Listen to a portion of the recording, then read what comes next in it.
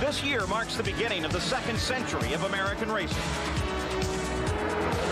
The sport has always been immensely popular. The Vanderbilt Cup races in New York at the turn of the century drew gigantic crowds. As the new sport evolved, heroes emerged. The drivers, the human element inside the cockpits, the men who piloted the machines. 1911, a new racing facility in Indianapolis staged the ultimate test of man and technology, a 500-mile race. An automobile engineer for the Marmon Corporation, Ray Haroon, won the race in his company's car and was an instant hero to the large crowd. The Indianapolis 500 rapidly grew to become the premier event in American auto racing. The speeds increased. Enormous crowds came to see thrilling competition amongst drivers who grew to legendary status. A race driver's career, then as now, would be defined by his performance at Indianapolis. There's an accident in the front straightaway. Wait. I don't know whether he can get through or not. He's only got a couple hundred yards to go. But where is he? There he is. A.J. Foyt will win the Indianapolis 500 in an incredible, thrilling finish. And the 500 has been defined by the skill of the drivers. Over the roar of the engine, you can hear the 400,000 people going hoarse. No one has ever seen this before in Indianapolis. Not quite over. John Buck still with the lead. There you see them. Did he make a move at the finish? He's making a move. No, not quite. Well, John has won the Indianapolis 500. He won it by less than a car length. The cheers are for those who accept the danger with daring, those who strive for the ultimate victory. Fittipaldi comes inside Little Al. A drag race on the backside again. Slower traffic moves to the right. Can Fittipaldi get past? Little Al brings it down low. They touch. Little Al into the wall. Fittipaldi continues on. Little Al slams the wall as Emerson Fittipaldi screams toward the white flag.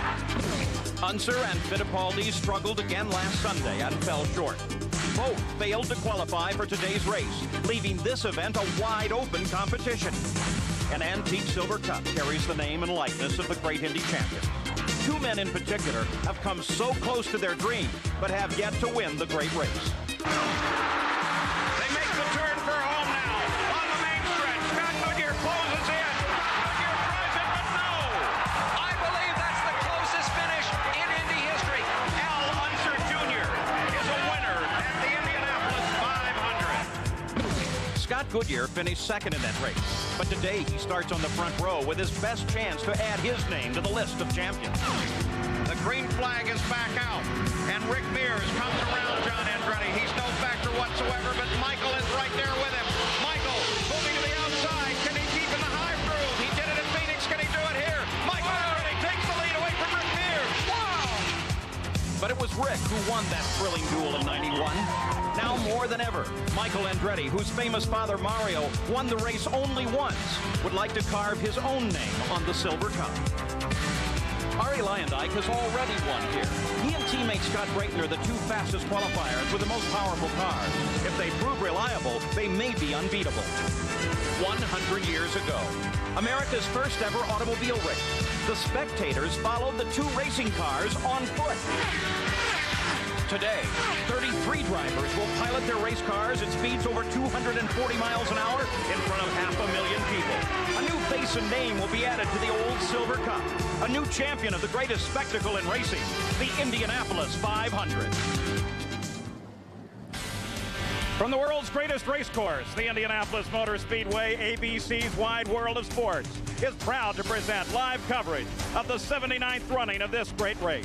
Since 5 a.m., the largest crowd for a single-day sporting event in the world has been filing into this historic track. The cars very shortly will be moving into their positions on the main straightaway. There's the pole sitter, Scott Brayton's car. Also coming out will be the remainder of the front row, his teammate, Arie Luyendyk. They both have Menard power. And with Honda power on the outside of the front row will be Scott Goodyear. None of these three drivers are regulars in the series. The drivers at this moment are back in Gasoline Alley, that garage area situated inside the track. Let's begin with that front row and pole sitter Scott Brayton. Well, Paul, for over 2 weeks, this man and his father Lee have enjoyed the spotlight reserved only for the Indy pole position winner. But in a little less than 1 hour, that honor will be all but forgotten as Scott Brayton pursues a lifelong dream, a trip to Indianapolis victory lane. Sharing the spotlight with Scott, his teammate Ari Lyondike with his wife Mika. They're familiar with the emotions of this countdown. Remember, Ari won this race 1990, third time to be a front row starter. He's been terrifically fast all month long. Now he wants to be fast for 500 final miles. A year ago, Canadian Scott Goodyear struggled to qualify here at Indianapolis. Today, he starts from the outside of row 1. On Thursday, his redesigned Honda engine logged the fastest laps during the final practice. If he can duplicate that effort today, this first-year team will certainly have reason to celebrate. Well, this is truly a 500 of first. That front row is the first ever to average over 230 miles an hour. The slowest qualifier in today's field, Eliseo Salazar, at 225, would have been in 6th position or outside the second row in last year's race. Why the speed? Why the close competition? Well, there are several reasons. The fastest cars are all using engines that have yet to prove their dependability. 2 Menards and a Honda make up the front row. The Menard has never finished a full 500 miles, and the Honda has never started this race. And for the first time since 1974, there are 2 competing tire manufacturers. That has added a new dimension to the race and is most likely the reason for the quick speeds. The combination of all means the most competitive field ever and predicts some very close racing. Add to all of that today's weather forecast, which includes thunderstorms, and that may play a part in the final outcome today. Now, one of the biggest racing stories of the month has been that Penske Racing has failed to qualify after 26 years of top 10 starts here. Team Penske came to the Speedway as the favorite, just off back-to-back series wins. Almost immediately became apparent the Penske chassis just wasn't fast enough. They failed to qualify the first weekend. Then they leased a Renard, but failed to get it up to speed. Then they borrowed a Lola from Bobby Rahal. Emerson Fittipaldi was practicing in that car, and even with Bobby Rahal's help, they couldn't get it going quite fast enough. For 3 days, the Indiana skies opened up, robbing them of test time. On the 3rd day of trials, Fittipaldi ran 3 laps at a speed that would have made the race, but the team thought that it wouldn't hold up, and Roger Penske waved it off. Now, it was Fittipaldi out to take a qualifying run on the final day, but he was bumped by Stefan Johansson. A stunned Fittipaldi would be a spectator. So would Al Unser Jr. In the last of 3 tries, he simply was not fast enough. Now that means that Al Unser Jr. is not racing today. The first time ever for a defending champion who has tried and then failed to make the field. It leaves the field with only 3 former winners and no former multiple winners. Closer to these stories now, we can get with Sam Posey.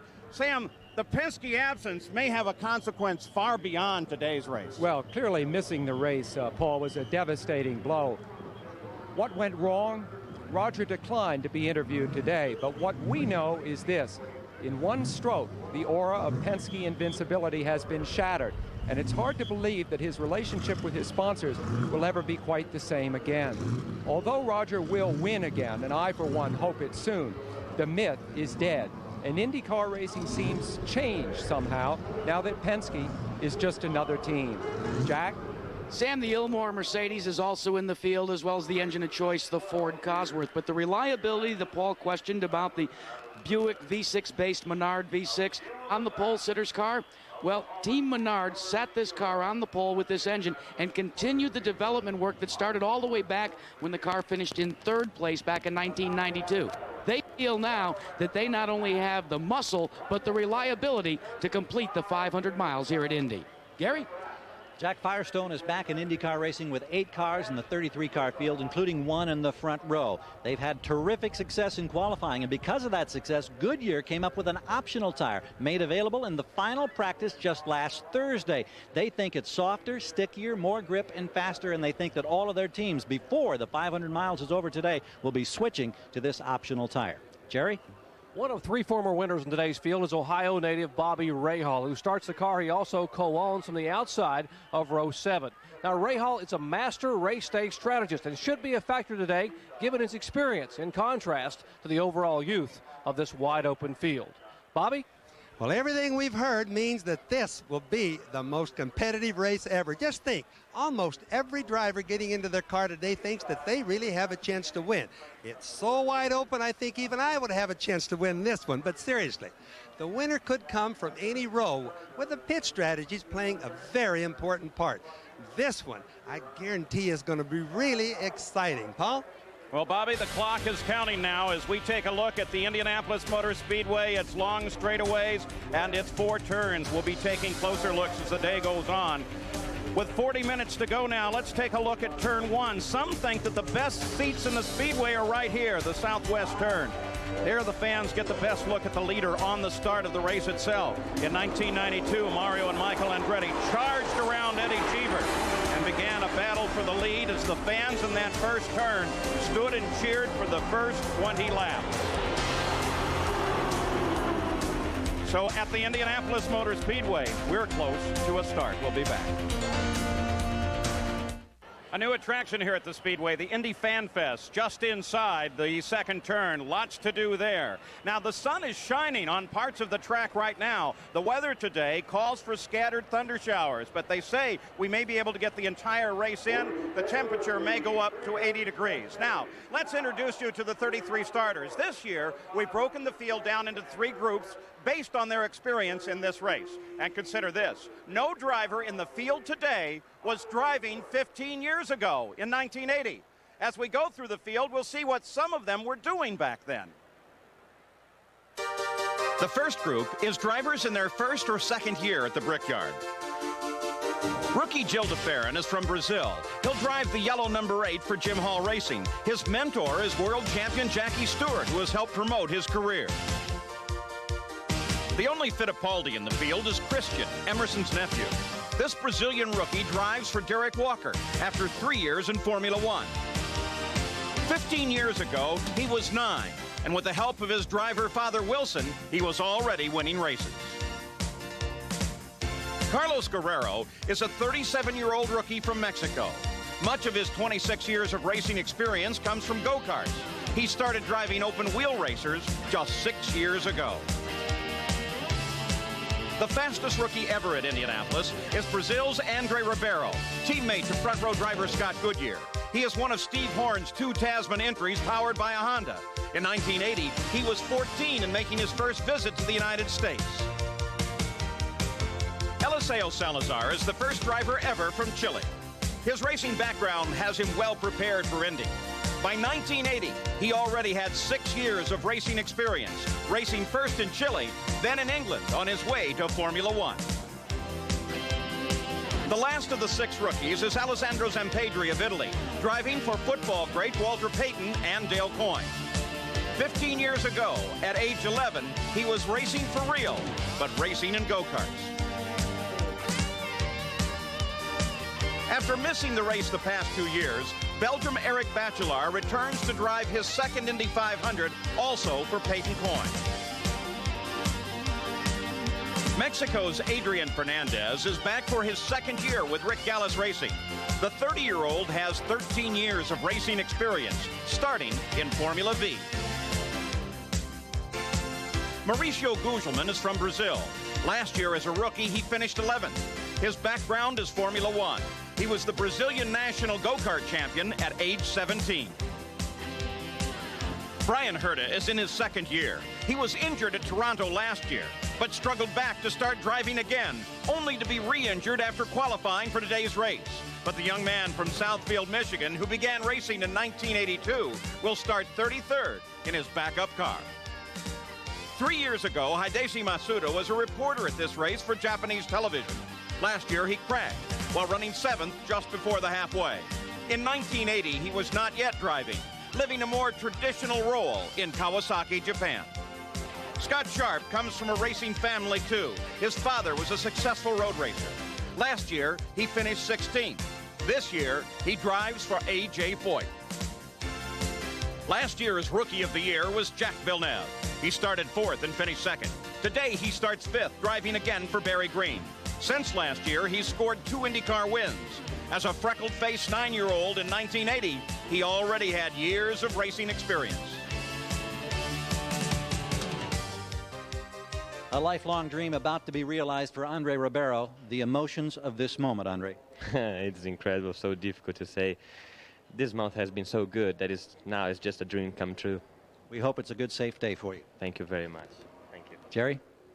Christian Fittipaldi, experienced as a driver with 3 years in Formula One, yet your first ever oval track super speedway race today. What advice have you gotten from famous Uncle Emo? I think he taught me a lot this past 2 weeks, and I'm sure that with all his advices, I'm very well prepared for the race now. Let's get the show rolling, and let's see if that's true, right? Emerson, what are the emotions as race time draws near and knowing you will not compete today? Well, Jerry, it's very, very difficult to come back here after 11 years and not be able to compete, but I'm looking for next year. Malbert Penske will be coming strong back again here, and then I race together with Chris next year, and I wish him all the best. I'm sure it's going to be a great race. We're going to enjoy the race today. He's going to do a good race. Two-time winner, always a gentleman. Jack? Jack, second place last year, your rookie year. What did you learn from that run that you can apply to this Indy 500? Well, from running here, you get used to running in the traffic at high speeds, and you get used to the amount of downforce you lose being behind someone else. So you know, there's not going to be any unknowns this year, a lot less anyway. And last year I was with a great team, and this year's the same team, and all the people in Team Green, I know they're going to do a great job during the race. Paul? Well, the minutes continue to tick away to the start of the engines. There's turn 2, the southeast turn on the outside of the exit, the original VIP suites where Bobby Unser is watching. Turn 2 is an action spot. The collective tiny mistakes of the front straight in turn 1 catch up with the drivers in this turn. In 75, Tom Sneva got caught up with a slower car and cut his car in half. It was a great surprise when he actually walked away from this accident with the help of his rescuers. The fans now filling into the southeast vista there. A huge grandstand that gives a view of turns 1, 2, 3, and all the way down the backstretch. Little road racing as well. Now let's continue our look at the starting 33. Here's Sam Posey. Well, Paul, the second of our 3 grid groups is comprised of drivers who have raced here from 3 to 7 times. Sophomores, you might say. None of them has ever won the race, but 2 or 3 are among today's hottest favorites.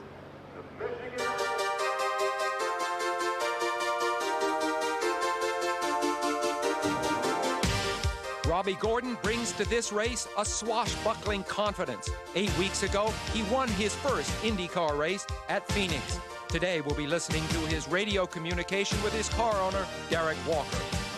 A racer all his life, when he pedaled to this win in 1980, he was just 11.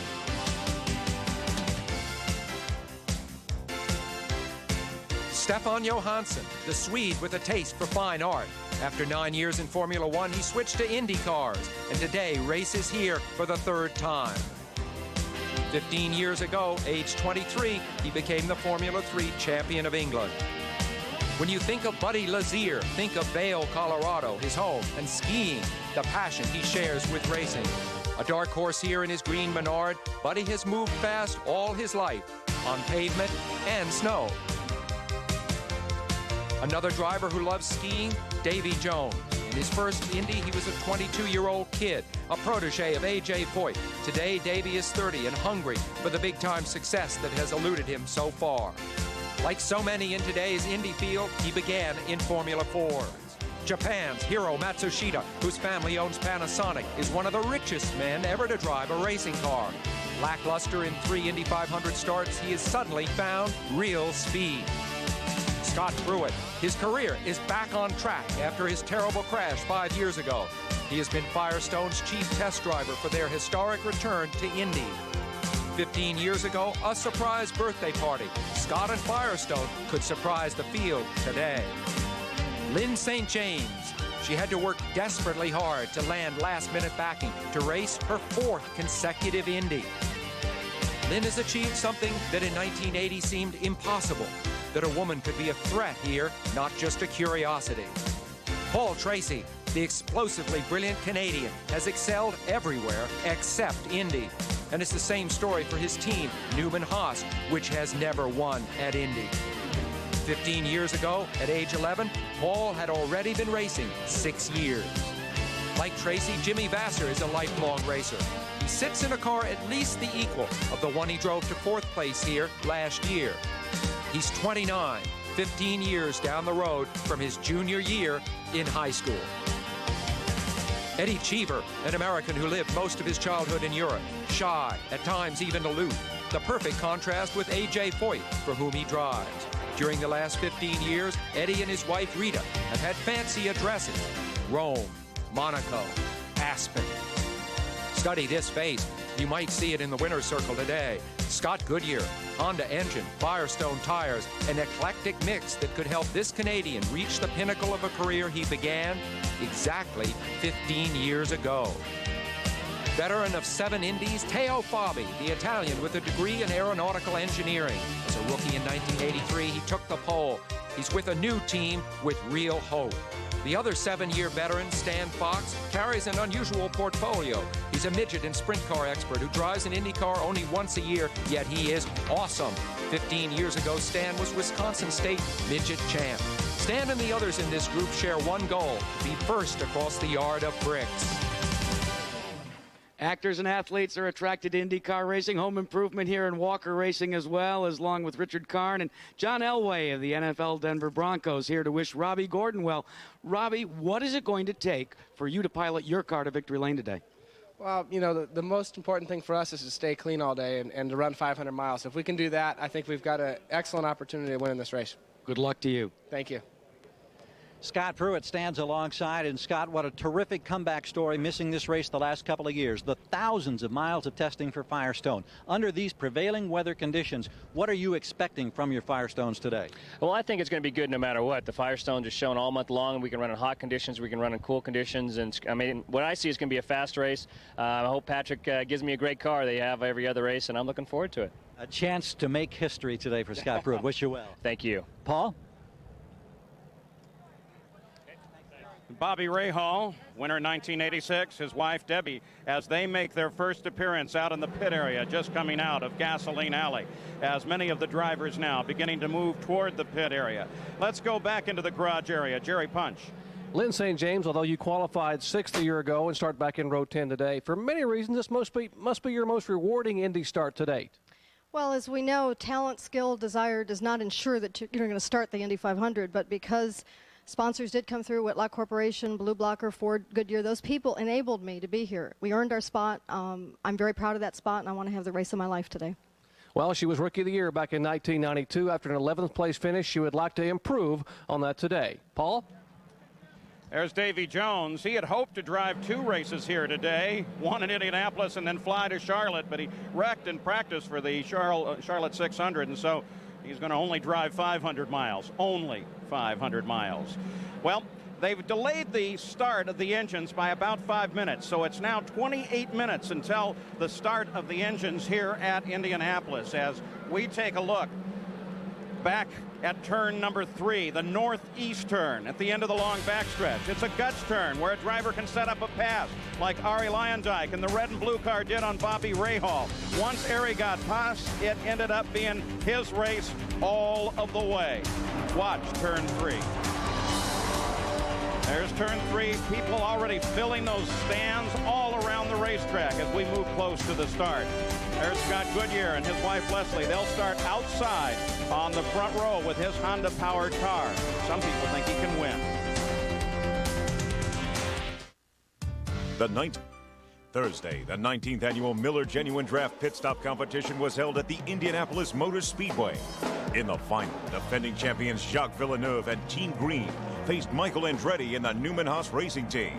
The total time in the pit box determines the winner. Team Green, led by Chief Mechanic Kyle Moyer, defeated Newman Haas by 1/10 of a second with a time of 14.556 seconds to win the $25,000 first prize from Miller Genuine Draft. We're back live at Indianapolis. There's Paul Newman, great actor, very, very good race driver, one of the co-owners of Michael Andretti's and Paul Tracy's car. Roberto Guerrero, he still holds the track record here at Indianapolis. Many thought that he would lose that honor this year, but he still has it. They didn't get up above his speed. And Danny Sullivan, been 10 years since he won here with that very famous spin and win. There are 3 former winners in the field. Here is our final look at the fastest 33. Our next group is the most experienced and includes the 3 previous winners.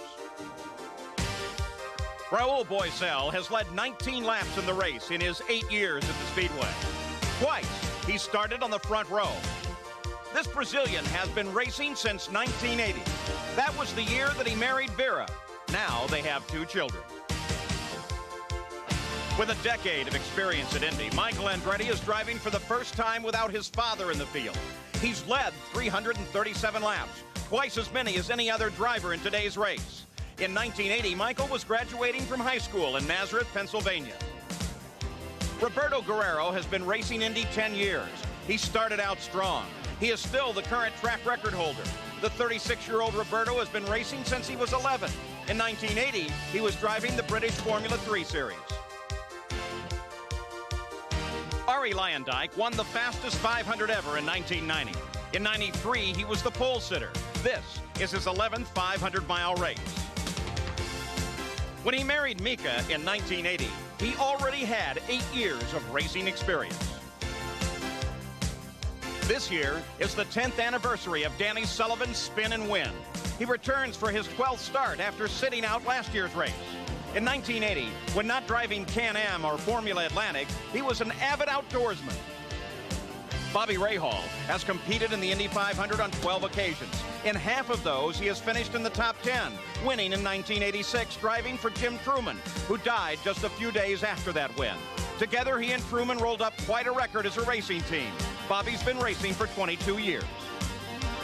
The most experienced driver in the field is the pole sitter, Scott Brayton, with 13 previous starts. In 1985, he held the single lap record. His pole position is a dream come true for Scott and his dad, Lee, a former driver himself. Headed through Gasoline Alley with the entire Newman Haas team. Paul Tracy, his wife Tara in front of us. Here's Sandy and Michael Andretti, Mario Andretti. Michael, you've come close so many times at winning this 500-mile event. A lot of people say you're the favorite today. Is this your best chance to win this race? I think it's one of them for sure. You know, there's been a few other years where I think we were in pretty good positions, but I feel good about it. The car's been running great all month, so we'll see. And over here, Mario, we can't ignore you. I know the emotions must be just awful right now for the first time not being in this field as a retired racer. Well, no question. You know, it's certainly a different feeling for me because I always felt quite cool, you know, walking out like we're doing now. But now all of a sudden, you know, I feel some anxieties that I haven't experienced before. But, you know, leave it all up to Mike. I have full confidence in him, and Godspeed for all these guys. Mario, you're always cool. Jack? Gary, it's awfully hard with a crowd of 400,000 to find a place to gather your thoughts, but Bobby Rahal has done it right next to his car up against the outside wall. Bobby, 86 of victory. What do you think it'll take for you to get to victory lane and make your second Indy 500 win? Well, a good, well-balanced car throughout the field run and really staying out of trouble, I guess. You know, last year we managed to avoid a bunch of incidents in front. I just hope we can do it again if we have to. And the car feels good. I just, you know, you just hope everything hangs together. And if it does, I think we have a good chance.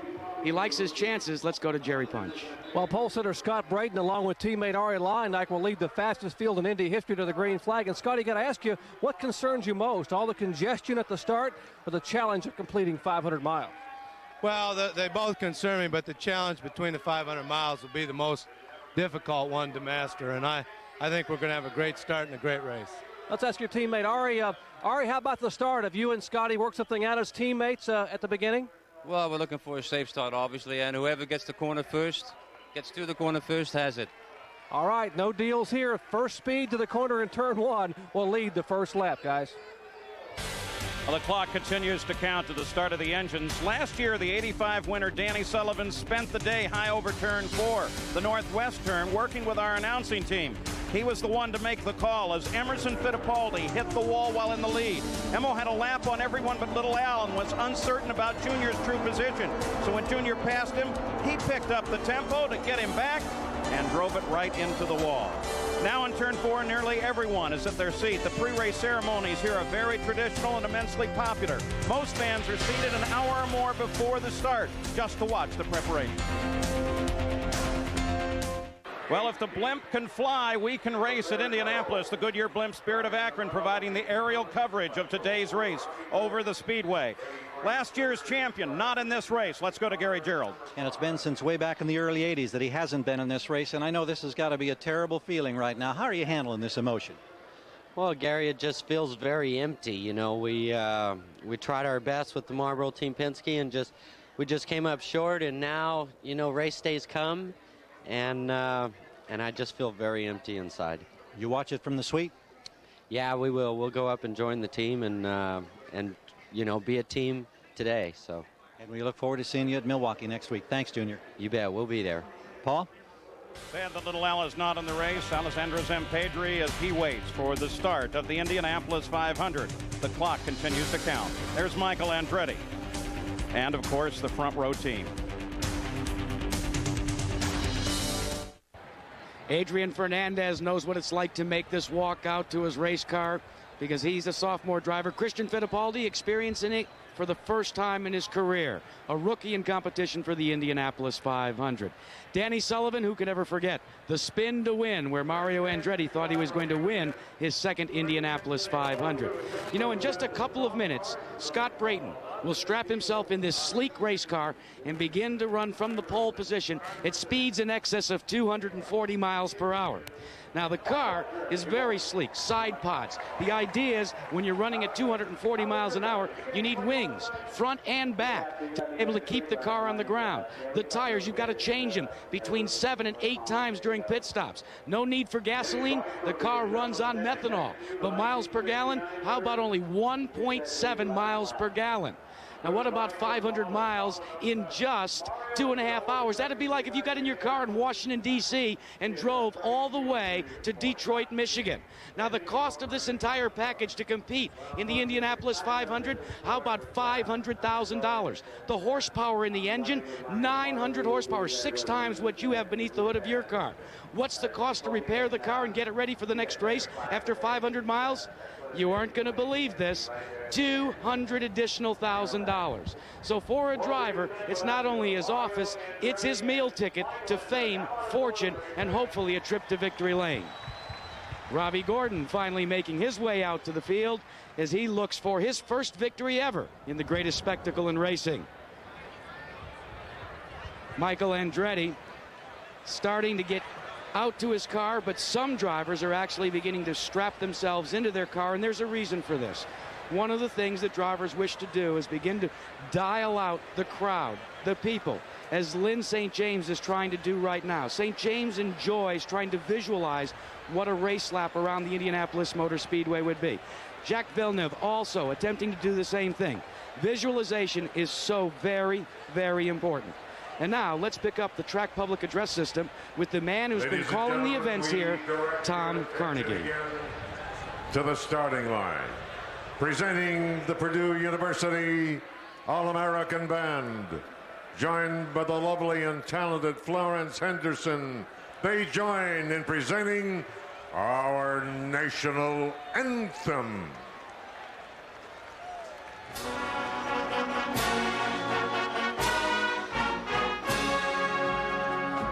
Oh, say, can you see by the dawn's early light what so proudly we hailed at the twilight's last gleaming, whose broad stripes and bright stars through the perilous fight o'er the ramparts we watched were so gallantly streaming.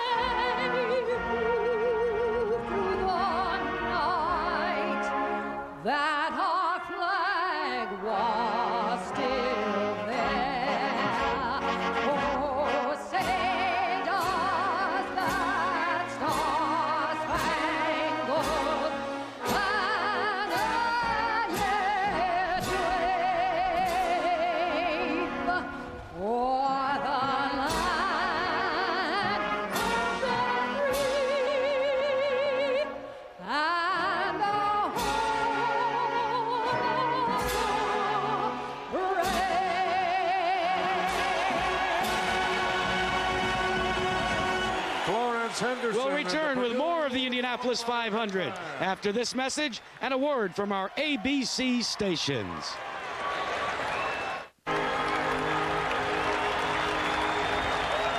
Honoring the Memorial Day weekend, the larger purpose of this weekend, a flyover by a B-17 and the rendering of caps.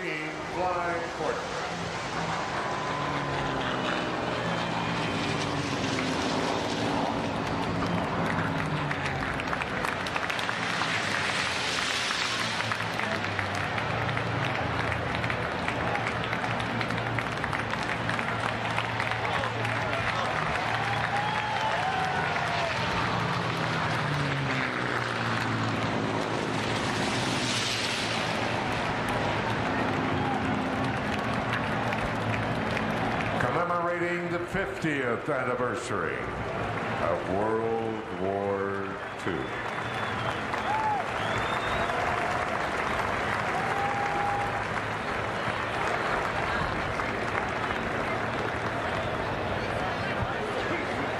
We celebrate the 50th year of the conclusion of that worldwide conflict. After that, the Indianapolis Motor Speedway began again under the Holman George banner.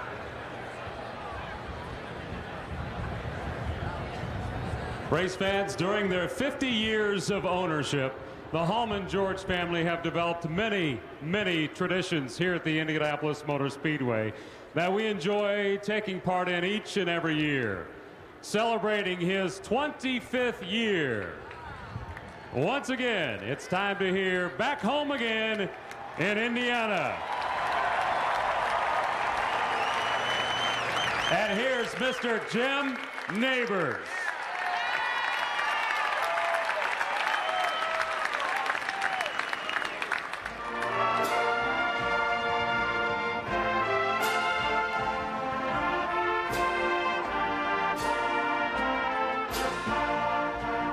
Back home again in Indiana, and it seems that I can see the gleaming candlelight still burning bright through the sycamores for me.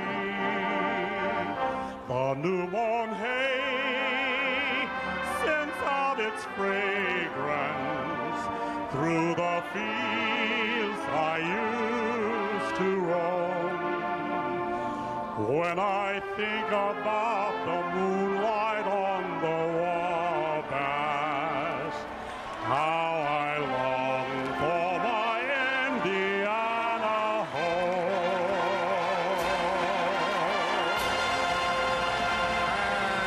And let's go racing. We take you to the head of the line.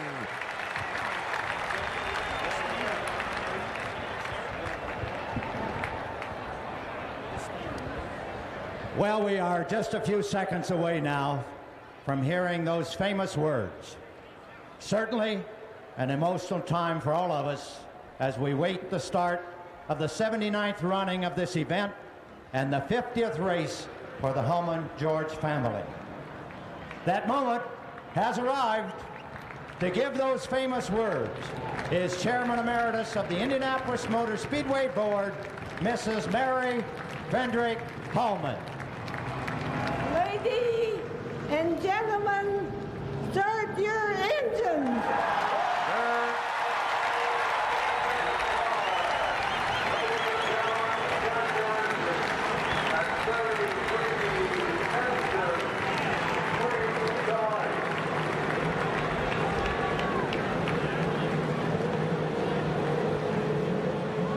Now on the 5/8 mile main stretch at Indianapolis, the engines begin to roar as all 33 respond to Mary Holman's command. There's Robbie Gordon. Many of the associate crew members now are moving away from their cars, and very soon they will be rolling away for the start of the race. Let's go down to Jerry Punch at the back of the field. And Chip Ganassi, after all the years, does the thrill of this moment ever go away? Never, Jerry. It just keeps getting bigger and bigger. I'm coming back every year. How about your partner here, Joe Montana? Joe, your first ever Indianapolis 500. What are your emotions? I'll tell you what, they're as high as they've ever been. You hear a lot about it, but I'll tell you what, the excitement when you're here is more than you can ever imagine.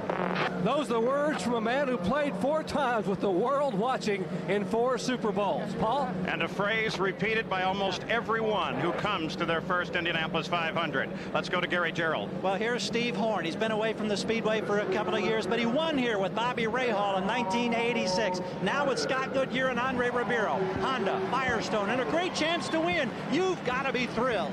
It's been a great thrill for us all month. The team's done a great job, both drivers, and just really excited to be back here. Well, I know it's a lot of emotion for everybody right now. You got everything under control? Yeah, I think it is. All right. He says it somewhat cautiously. Jack? Well, Gary, what about John Menard as the cars begin to pull out? You've got 2 on the front row. What was the last thing you said as a car owner to the pole sitter, Scott Brayton? I said be safe and kick some butt. Well, there you go, Paul. All right, John Menard owns the 2 cars on the inside of the front row. There's the pole sitter, one of them, Scott Brayton. Race analysis for the day. 200 laps, 500 miles lie ahead for these 33 starters. And the best indication is that they should have pit stops coming right on schedule. But look here, Buddy Lazier has not yet started, the 3rd of the Menard cars. Now, once again, 200 laps, 500 miles. Race record, 185.9 set by Lyondike.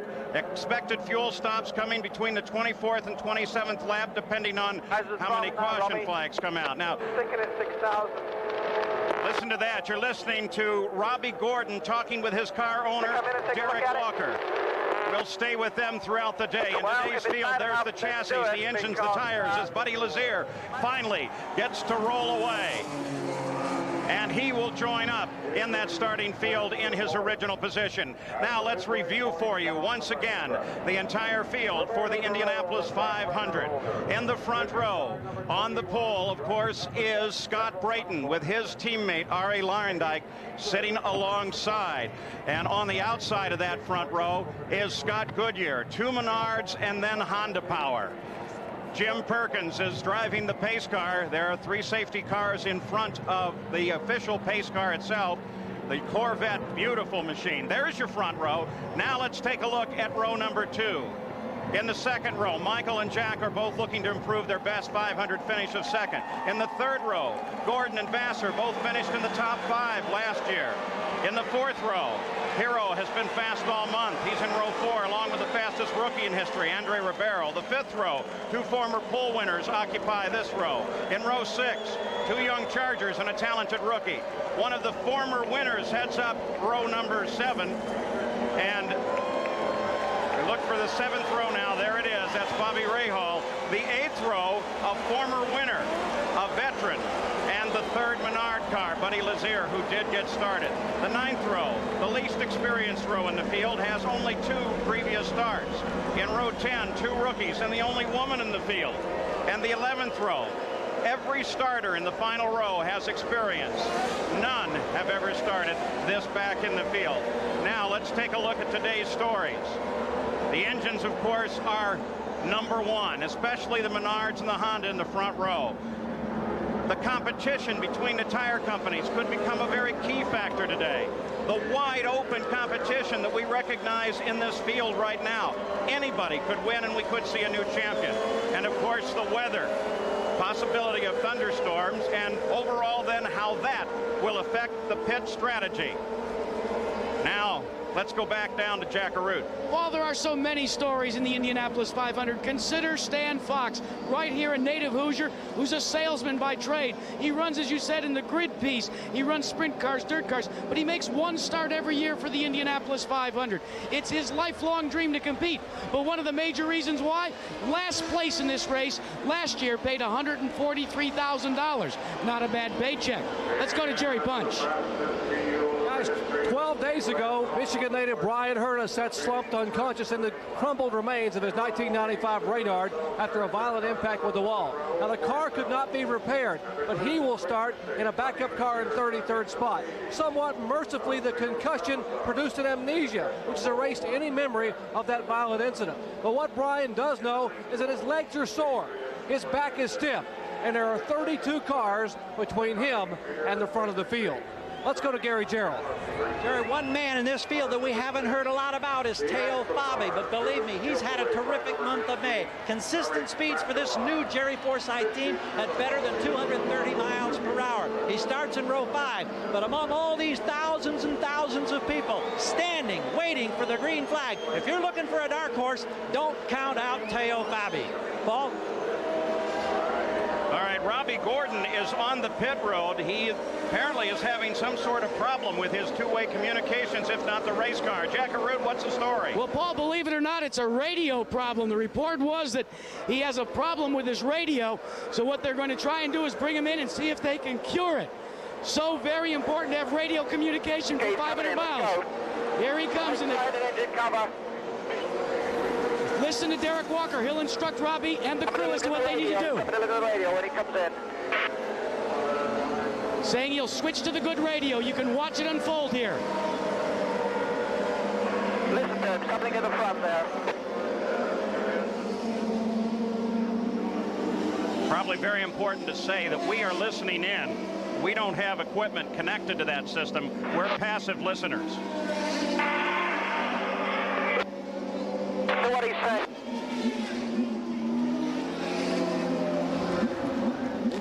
What's the switch in? We don't have another one. You got plenty of time. Just take your time. Get ready. Get ready. We got plenty of time. So Derek Walker encourages Robbie Gordon as the field moves on to the long backstretch now. Very soon they'll move into their rows of 3.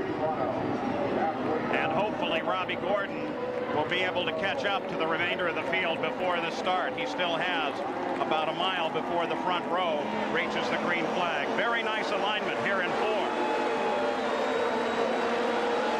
Robbie Gordon still sitting in the pits with radio communications trouble. The pace car begins now to accelerate. Scott Brayton, the pole sitter, leads the front row around. Good alignment on the front row.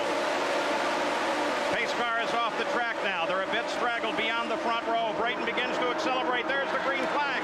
And the 79th running of the Indy 500 is underway as Scott Goodyear sweeps across the outside and into the lead. Ari Lyondike ducks into second place.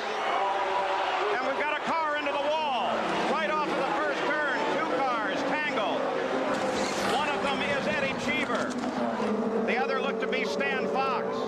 And the front end of one car cut away. The rest of the field slows.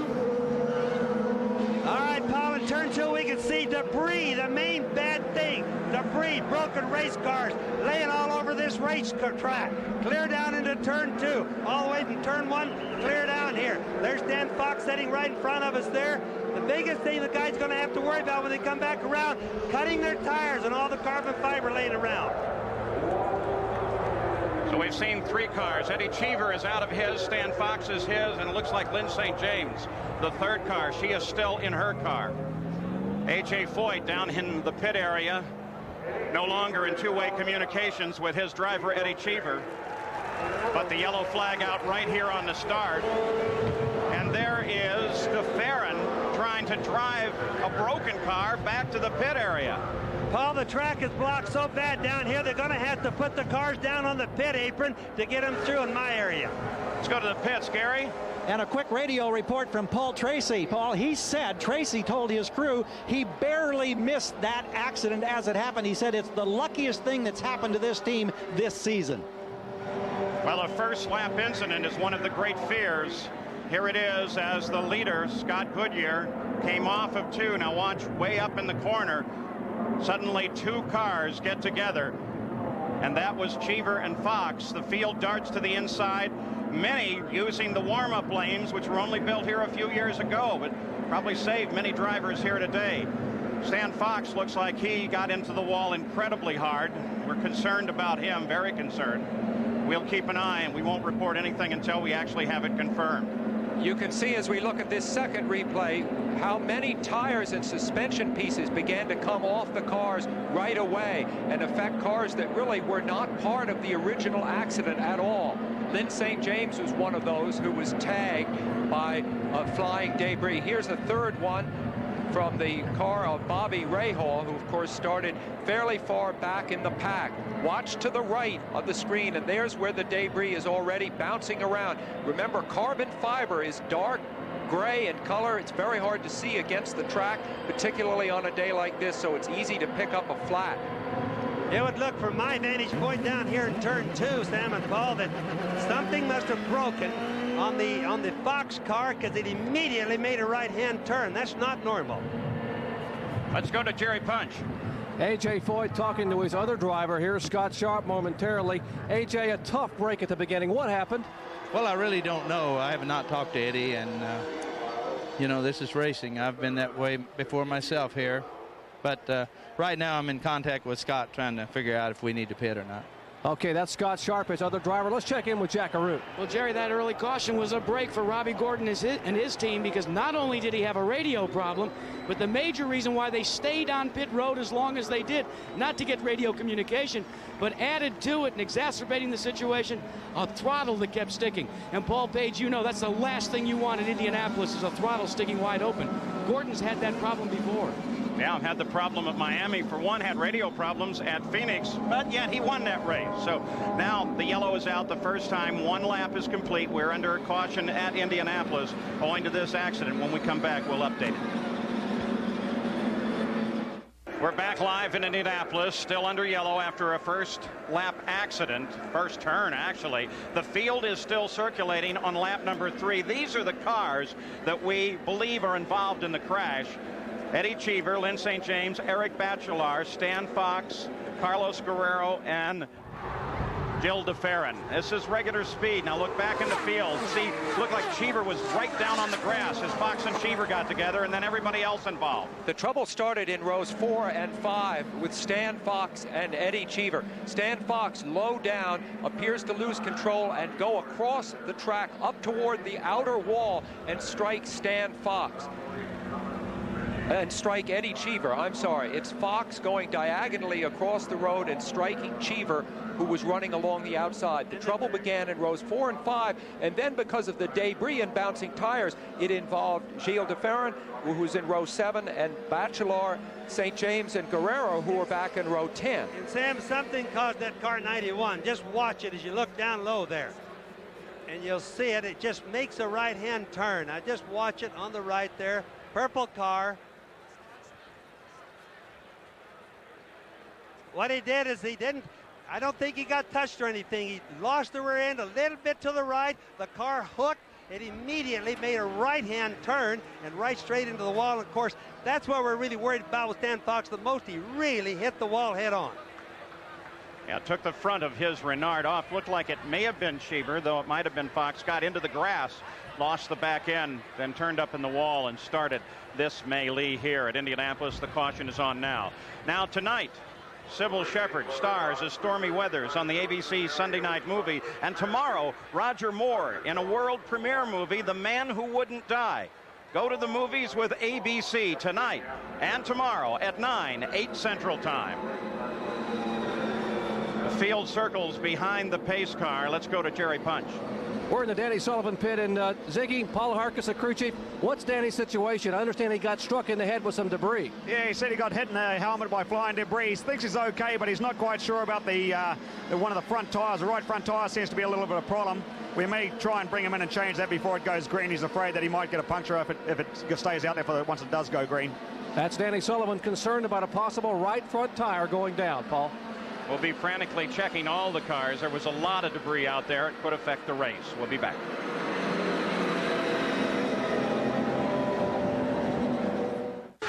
We're still under yellow at Indianapolis. In the pits, they work on Gilles DeFerrin's car. He's out of the car. You saw him actually drive this terribly damaged car all the way around. They're counting on these slow laps and extensive caution period to maybe get that car repaired. Let's go to Gary Gerald. And here's another driver involved, Eric Bachelard, your crew working on your car. From your seat, could you have any idea what happened? I was too far away, so I just suddenly I could see Chive was in the wall, and there was parts flying all over the track. And I was more a victim of that because there was a one wheel flying and hit my front right. So all the front right of my car is damaged. So they're going to fix it now. And I should be able to restart, but I hope the car is going to be set up properly again.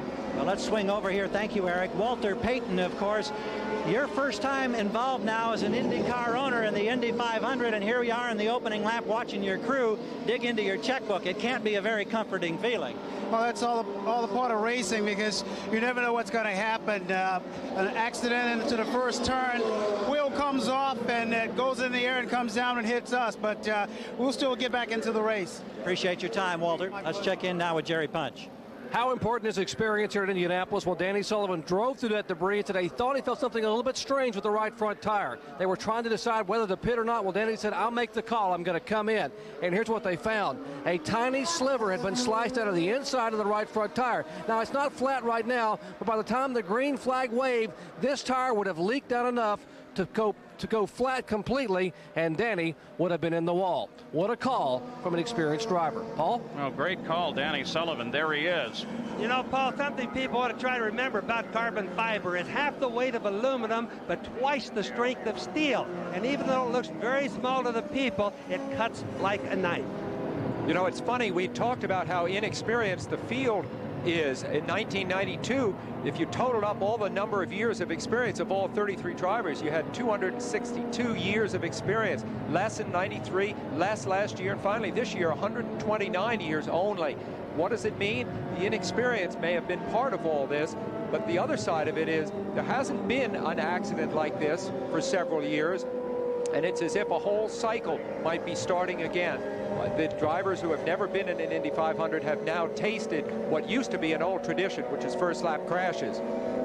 I hope that's not true. Buddy Lazier lost it on the first lap in 91. Last multiple was 88 when Brayton Guerrero and Bettenhausen all got together.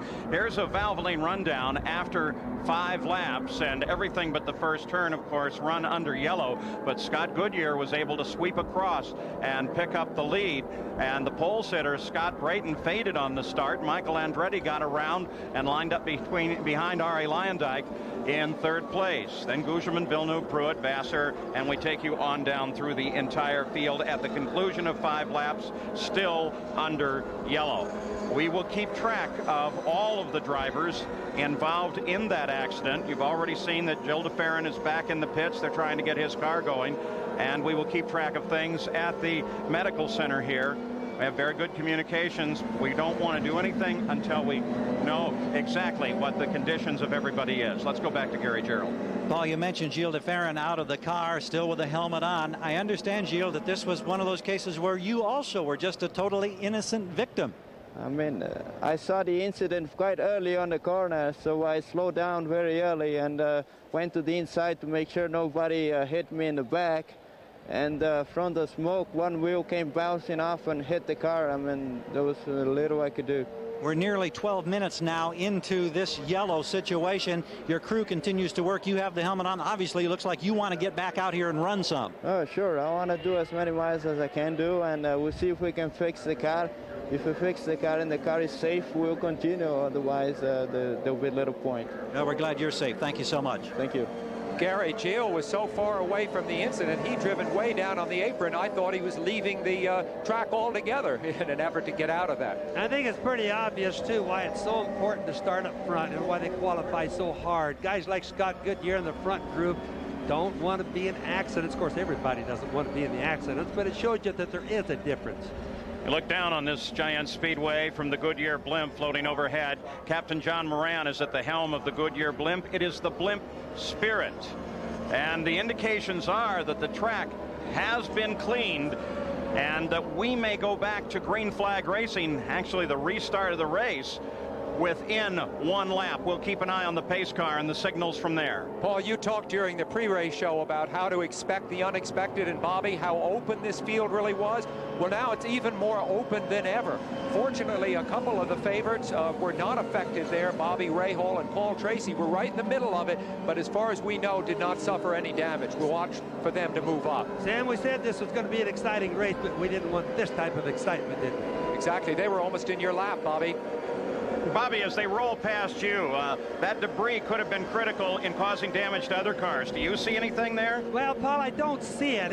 You got to remember that carbon fiber is so small. But, you know, just imagine every one of these drivers is worried about it. It's not what they got going through the accident. It's what they even got coming around the next time. Did they run over some little sliver? They're all trying to feel, do they have a tire that's going slowly flat? That's a very serious thing here.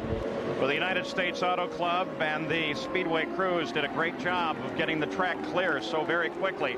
8 laps are in the record book, all of those except for the first straightaway under yellow. And now the pace car has accelerated. The field now comes under the control of Scott Goodyear, the leader of the race. Second time that he's led the Indy 500. He led twice for 5 laps in '93. Pace comes up. And here we go. Green light winks on the main straightaway. Now single file back to the green. And Arie Luyendyk immediately starts a challenge on Goodyear. Michael Andretti is third. Scott Brayton is fourth, and Luyendyk sweeps across the front. Look at the tremendous power of that Menard engine as he begins to pull away. Look at the smoke coming out of the Menard. We had smoke coming out of the right rear of the Menard as it came through that corner. Now, that could have been from the debris before, Paul, because I don't see any smoke down the back straightaway. Michael Andretti moving inside of Scott Goodyear. The fight is for second place. I asked Scott if he figured he'd have to go after the Menards, even though it's thought that the Menards might not finish the race. He said, yeah, I got to race them no matter what, so that's what we're seeing happen here. So in just 1 lap, Scott Goodyear drops back into third place. Michael Andretti comes forward, and Scott Brayton is now closing on Goodyear. There's Goodyear. I think Michael's deal on being able to get Goodyear with just vast experience. These things are like a flywheel. You really need about a lap to get these cars all wound up. Michael got to run at Goodyear. We're watching now as Scott Brayton begins to close on Scott Goodyear. There is Scott Goodyear, the left of your screen, the bright yellow and red car. There is Brayton. Brayton was the pole sitter, and they are now locked in a battle, despite the fact that Goodyear dominated the race right at the start. But boy, when they restarted it, Arie Luyendyk and Michael Andretti got around. This is the 4th time in 6 years that Arie Luyendyk has led the Indy 500. There he is with Michael Andretti closing in. Now let's also try to remember now that the weather has been a big factor here. Fernandez is in the pits right there. And I started to say the weather is a big factor. Right now the weather is a whole bunch better. I can see from my vantage point, but the drivers are pushing hard early on because if the race were to end after halfway, they must be as near the front as they can, possibly winning. Well, Bobby, you won a range-shortened race here. What would be the strategy of all these teams with the potential of weather? Flat out for right now, Paul, believe me. All right, let's go to the pits. Dairy Punch. Actually, we're back in the garage area, and Eddie Cheever able to walk away. Eddie, what happened out there on the first lap? I was on the outside of Stan, and I was already starting to look at corner 2, and he just turned sharp right. It almost as if something either broke in his car or somebody pushed him. He turned sharp right. He hit me, and then he hit the wall, and he had a big impact. You've been in the care center. Any updates on anybody else? He's talked to any other drivers in there? We're all in different units there. You don't. I just saw the workers taking Stan out of the car, the track, and he had a big hit. Obviously, Eddie Cheever okay, but very upset about and worried about some of the fellow drivers. Paul. On board with Michael Andretti as he chases the leader just ahead, Arie Luyendyk, 12 laps into the record book. They turned the last one at just over 218 miles an hour. Michael Andretti thus far has had the fastest lap, his quickest at 218.6. Arie Luyendyk, in addition to his tremendous victory, of course, several years ago, also has the distinction of having gone past the 100-lap mark in every 500 he's ever run. Arie Luyendyk can baby a car, and if there's one that might need it, it's this Menard. So Ari Leyendijk out in front. An update from Jack Arute. Well, Paul, you know, Leyendijk has one of those stock block Menards that needs 55 inches of boost. According to Larry Curry, they are not getting a full 55 inches of boost at this time. They're a little bit afraid of trying to adjust because of the pop-off valve that could literally drop 15 to 50 horsepower off the engine. They are playing it very conservatively. Larry says even if we have to give up the lead, we're not going to try and run it. Right now, they're at about 52.4 in terms of boost. Well, as we watch him come through turn 2, Michael is not letting up on him. If he thinks he's got a problem, he's going to press it hard. Watch him on the track right there. Michael Andretti has led every one of the 5 IndyCar races that have been run so far this year. He hasn't won any of them, but you can see right now he's stalking the leader and just really where he wants to be, I would say, in the race. Ari Leyendijk leads it. There he is, the bright yellow and red 40 car. Michael Andretti is second. Scott Goodyear is sitting in third. Michael closed in for a second there. Looked like he may have had Ari. In fourth place is Scott Creighton. Jack Villeneuve is in fifth. Mauricio Gugelmin sixth. Paul Tracy seventh. Jimmy Vasser is in eighth. Scott Pruitt ninth. And Andre Ribeiro runs in 10th. At least on paper, Michael has a very reliable car. A Lola chassis, a Ford engine, not the hot Ford engine that they experimented with earlier in the season that had a little more horsepower, a more conservative unit that is very well proven. So he should have a car that can go the 500 miles. So you got to remember now, these Menard Buick engines have been detuned in order to go 500 miles. This is not the qualifying trim that we saw these guys run in. Keep remembering this as the day goes on, but they all have also a racing gear and a cruise gear. One to make fuel mileage, one to make the engine go easier, and the other one to make them go fast. Right now, they can see the clouds. Look at the sky right there. They shouldn't be running their race gears. And already the leaders start to overhaul slower cars. This may be a chance for Michael. It is as they come past Stefan Johansson. Michael passes the leader. There's Herta just ahead of Ari Leyendijk, who's now back in second place. Michael, who has led more laps than almost the whole rest of the field put together, is now back in the lead of the Indy 500 and has led all 6 of the IndyCar races held this year. He planned that and used the traffic to get it done. That shows you real experience. 6th time that Michael has led. The battle now will develop for second place. Lynn St. James was one of those in that accident. Let's go to Jerry Punch. And Paul, fortunately, she's walked out of the hospital. Lynn, what happened out there?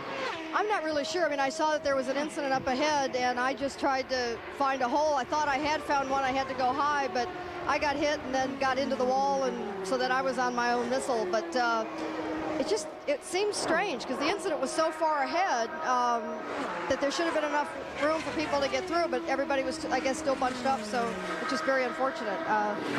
It's too short, you know, and these things really shouldn't happen, but unfortunately they did, and I can't bring much light to it. I'd like to see a replay myself just to quite get a better understanding. A tough month, and it all comes up too short for Lynn St. James. The leaders overhauling the back of the field now. Let's go back and take a look at Michael Andretti's great move that got him into the lead of the race. We'll look at it from on board his in-car. Now, there's been talk of throttle response problems with the Menards, and you see Ari had to slow up there for Stefan Johansson, and Michael had it perfectly timed, and Ari couldn't get back up to speed and fast in time to block Michael. Same shot from Ari Leyendijk's car, and boy, he almost got pinched off there, but there you see the thoroughbred versus the production-based engine. That thoroughbred engine, the Ford Cosworth and Michael's car, will wind up a little faster when necessary. I think you may find the Menards have trouble in traffic. What they did right there is he used a double draft. When 2 cars get side by side, it's just like a vacuum cleaner, and that's how Michael got by those guys.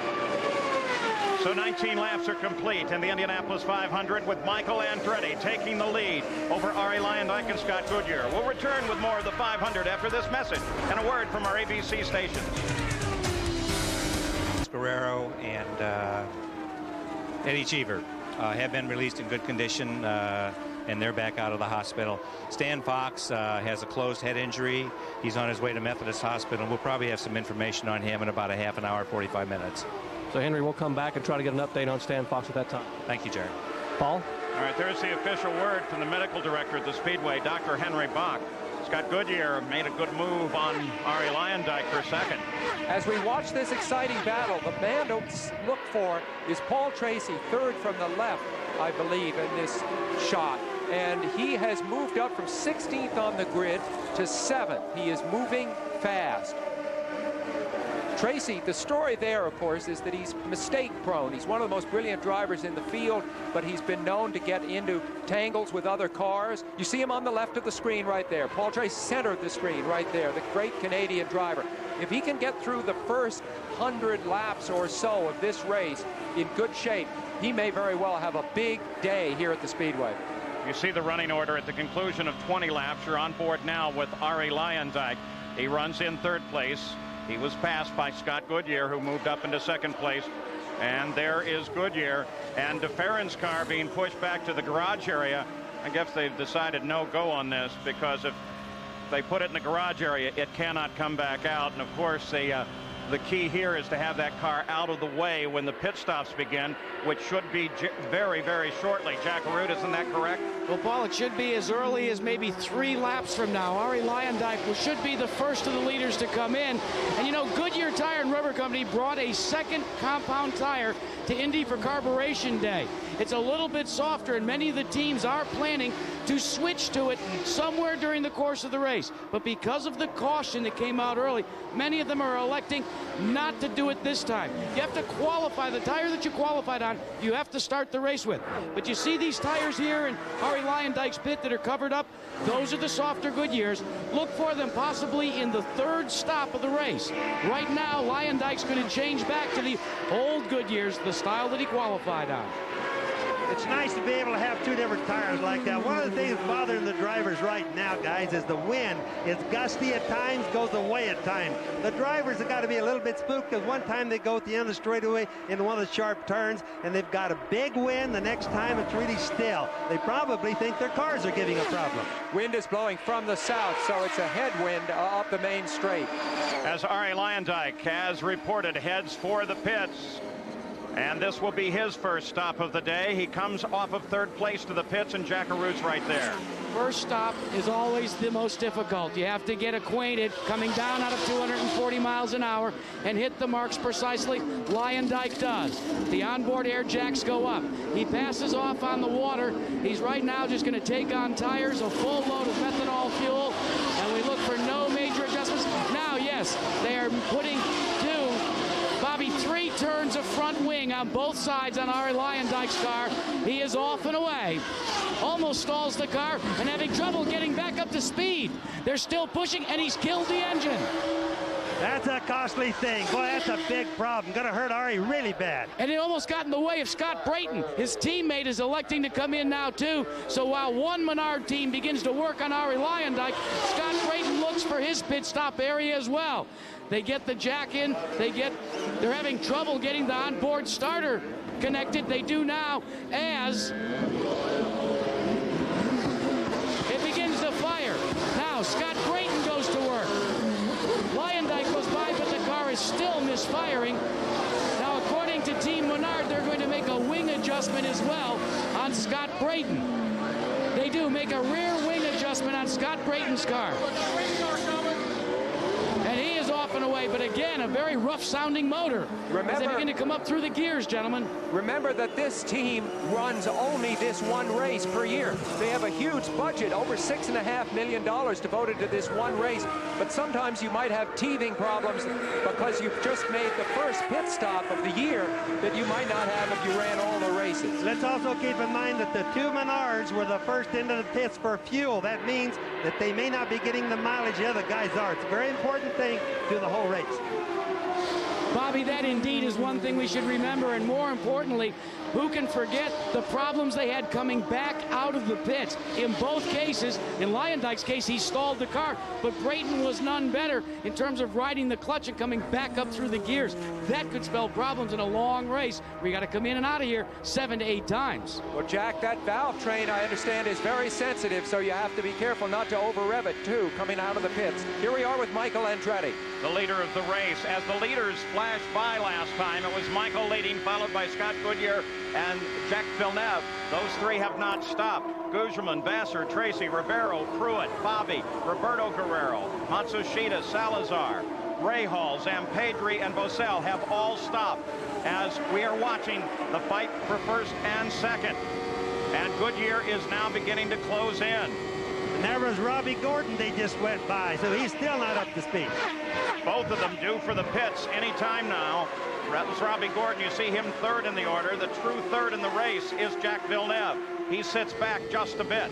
Remember, we ride with Scott Goodyear here. He has only won 2 IndyCar races. They were both 500-milers. Now, as we go along, Sam and Paul, and see the sky up there, we see that the clouds are breaking a little bit. There's Michael coming in the pits right now. So as Michael heads for the pits, Scott Goodyear stays out and will assume the lead. So the Honda engine, at least now we know, is capable of going the farthest, at least based on the first stop. The Menard stop first. Let's go to Gary Gerald. We wait with the crew anxiously. Here's the nose of the car. Watch for a slight wing change. They're going to go up a half turn, we're told, on the front. They're staying with the primary Goodyear tire. No change to the optional compound. There's the change at the front of the nose. Everything looks routine. Off the jacks, running about 15.5 seconds in our clock. And Gary, what that means, a half a turn up on the front wings, 15.110 seconds. But what it means is the front end's going to be a little tighter on the ground. Means it's going to turn a little better. So the leader of the race makes his stop, and Scott Goodyear assumes the lead. Goodyear has now gone 4 laps beyond Michael Andretti, and he is due for his stop on the next lap. So Scott Goodyear out in front. This could very definitely be a factor in this race, is how these different engines handle their fuel economy. As Goodyear comes around Robbie Gordon, that's not a pass for position. Gordon, remember, had trouble at the opening of the race and has continued to struggle since then. So Scott Goodyear, we watch for the turn down onto pit road. Goodyear left the team that he was with last year, Bernstein's team. You see him turning down here. He was without a ride at the beginning of this season, but when the Tasman team got to, with Steve Horn putting this team together, he got his old mechanic with him, Joe Flynn, and they've had terrific confidence over this month here. Scott Goodyear rolls in from the lead. Here's Jack. Paul, Scott Goodyear has certainly cast the gauntlet down in terms of fuel mileage with his Honda and Firestone shot entry. Now, Firestone has 2 options of tires as well, but they are electing to stay with the same compound that they qualified on. Goodyear now on board in the cockpit, resetting the fuel metering device to tell them how many miles and how many gallons are left on board. They cleaned some debris out of the left front radiator area. A very uneventful pit stop, and he is off and away. Yeah, Jack noticed Steve Horn made no adjustments to that car. Now, that's something else we want to watch as the race goes on. So Jack Villeneuve, French-Canadian, picks up the lead of the race. He made his stop on lap 35. So Villeneuve now in front of the race as he moves up from his position past the front row. Villeneuve is at the top as 34 laps are now complete in the Indianapolis 500-mile race. We'll be back with more of our coverage from Indy. Here's the lineup after 38 laps with Jack Villeneuve at the top of the order, as we suggested. We are now under a yellow, and the reason for the yellow is a piece of debris out on the racetrack. And how did it get there? Well, Arie Luyendyk was going down the front straightaway. Now watch him. He was having trouble with the driver in front of him. Had to dart a couple ways to get by, and in his anger, he knocked out the headrest. He didn't approve of Scott Sharp. So because that's on the straightaway, the yellow flag came out. Now this was Arie on his first stop. Listen very carefully to the engine.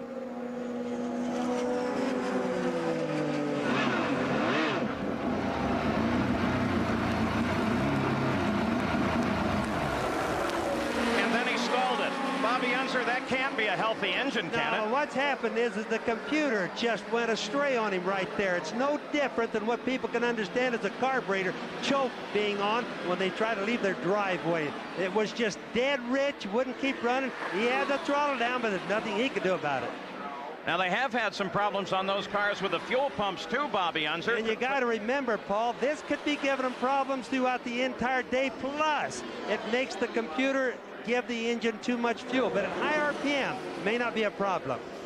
So the leader of the race is the blue and white 27 car of Jack Villeneuve. 35 laps are complete. We're back. We're still under caution, expecting green very shortly here. Under the caution, Jacques Villeneuve went into the pits. He was the leader of the race at the time. It was a very frustrating stop for him, though, filled with errors as the team tried to get him away. They were still connected when he pulled forward. Shades of Floyd Ruby. Fortunately, they didn't pull the hose free. Let's go to Jack Arute. Well, Paul, here's the problem on the Patrick Racing team with Scott Pruitt. During the time that it took to try and get the backup, Scott Pruitt literally ran out of fuel, and he had to come in dead stick. Now, Pat Patrick is the car owner, and Pat, this is not what you wanted to see. You were shown in 5th position, and then you ran the car out of fuel under yellow. We had no choice, Jack. These stupid rules they have here, they close the pits. You can't come in if you're out of fuel. If you do, you get black flagged. It's horrible. I can't believe it. Well, here's the situation, gentlemen. Here's what happens under the rules. Until the pace car gets the leader, the pits are closed for service. Well, there was a mistake made. They had a problem picking up who the correct leader was. So lap after lap ticked off with the pits closed. We were in the end of the window for pit stops for many of the front runners. And what happened was Pruitt ran out of methanol. Yeah, they originally picked up Andretti and then had to cycle everybody through until they had Villeneuve, and then he went into the pits almost as soon as they had him. You got to really sympathize with Pat Patrick on that. He has to be right. And Jack, that closed pits business, of course, removes some of the tactical advantage of having a man like Jim McGee on your team. We come back to the green light. And we're back racing again, riding on Bobby Rahaal's nose as we head down into turn 1 at better than 215 miles an hour. The leader is Andretti. Scott Goodyear is in second. There is Michael. The order now with the pit stops. Some of these slower cars and backfield cars are mixed in with the leaders of the race. There's the running order after 42 laps. As we look at the Valvoline leaderboards,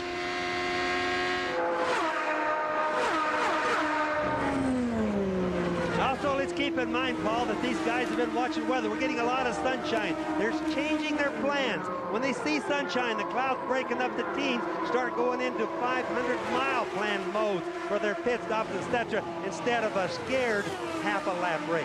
The car directly in front of Michael Andretti, the car in the lead of this group, is Teo Fabi. He's running 11th, in position to be going down a lap to the leader, Michael Andretti. Teo Fabi on the left. Andretti is 5 seconds ahead of the second place car of Scott Goodyear, and then Jacques Villeneuve is just a little bit back, about 2 seconds back from Goodyear. Fourth place is now Ribeiro, then Gugelmin, Bosell, Johansson, and Sullivan. You see Michael Andretti's stats. Of course, the one stat that never really comes up is the unlucky times that the whole Andretti family has had here at this track. You wonder now, perhaps with Mario out of competition, you see Scott Goodyear coming by Hiro Matsushita there. If maybe Mario took that bad luck with him, and there's a chance for Michael to win here today. Certainly he's doing great so far. Okay, clarification of a report coming from race control. They indicate that the problem was not so much with how the pace car picked up the field, but with the fact that Villeneuve did not pick the pace car up properly, and that caused for the delay. There is Jacques Villeneuve. He runs in third place right now. Actually, that pit stop problem didn't really cost him that much. It was under the yellow, and he was terrific getting the clutch in, getting the car started again. Yeah, it really didn't hurt anything, Sam, but it certainly did hurt the Pat Patrick car. Good presence of mind for the young Canadian. Before the pits were closed, this is what Jack was talking about. When the yellow flag came out, certain crew chiefs, certainly Jim McGee among those, would call their cars to dive into the pits. Andre Ribeiro there, he currently runs in fourth place in the 31 car. The second of the Honda-powered cars here, the fastest rookie in the field. Yellow, blue, and red, the colors. Very likable young man. Ribeiro, of course, had the accident in practice the day before qualifying, shook him up. You see him on Davy Jones making a move inside of Matsuda. Davy Jones in the red car. He would have been down at the Charlotte 600 after this race. That was his plan, to try to do both races the way John Andretti did last year, but he crashed his Winston Cup car. If everybody notices that the cars go down the straightaway, they seem to be about the same speed. They're picking up drafts. And then when you get to the end of the straightaway is where the cars pull out and do their passing. And sometimes when you have two cars there, it's really a good draft to get. So Ribeiro still on the move. We'll keep an eye on him as he runs in fourth place. Way out there, Paul. Ari got way high. He's slowing. Almost crash out there. He was in the gray stuff. Only experience kept him going. Look how much slower he's going after that scare. So he gathers the car back under him and tries to get her back under operation. The question was for a moment there, everybody's so concerned about the engine on these cars. Was it the engine? Here comes Raul Boesel into the pits. He's answering a black flag for a stop-and-go penalty. He ran over a hose on the way out of his pit stop. So Boesel has now answered that black flag. Leader is still Michael Andretti. There he is. Jack Arute. Well, Paul, this is Buddy Lazier, who is the third member of Team Menard. Buddy, what dropped you out of the race? Well, the car was really fantastic, and we were able to pass a lot of people. Our fuel pressure dropped down to about 10. And it was, we were running 7,000 RPMs, and it was dropping in RPM. But for the first 5 or 10 laps, it felt really good. It's the best car I've ever been in. It was so exciting, and to have it in with a bad fuel pump it gets you right here. Gentlemen, remember, this team has experienced fuel pump problems all month. That's one of the things that they worked on since they qualified on the pole position. They refashioned fuel pumps. This does not look good for the team if this early one of the members has had a fuel pump problem. Jack, I think one of the things you brought up earlier, they only run these Menards once a year. That really hurts them overall. All right, now the word comes from the stewards of the race and race control while we watch Michael, the leader, and we look for Jacques Villeneuve, who runs in third place in that blue and white number 27. Because he did not pick the pace car up properly, there he is. They're going to assess a two-lap penalty. A two-lap penalty on this car. They'll just take it off of his total and drop him down through the field.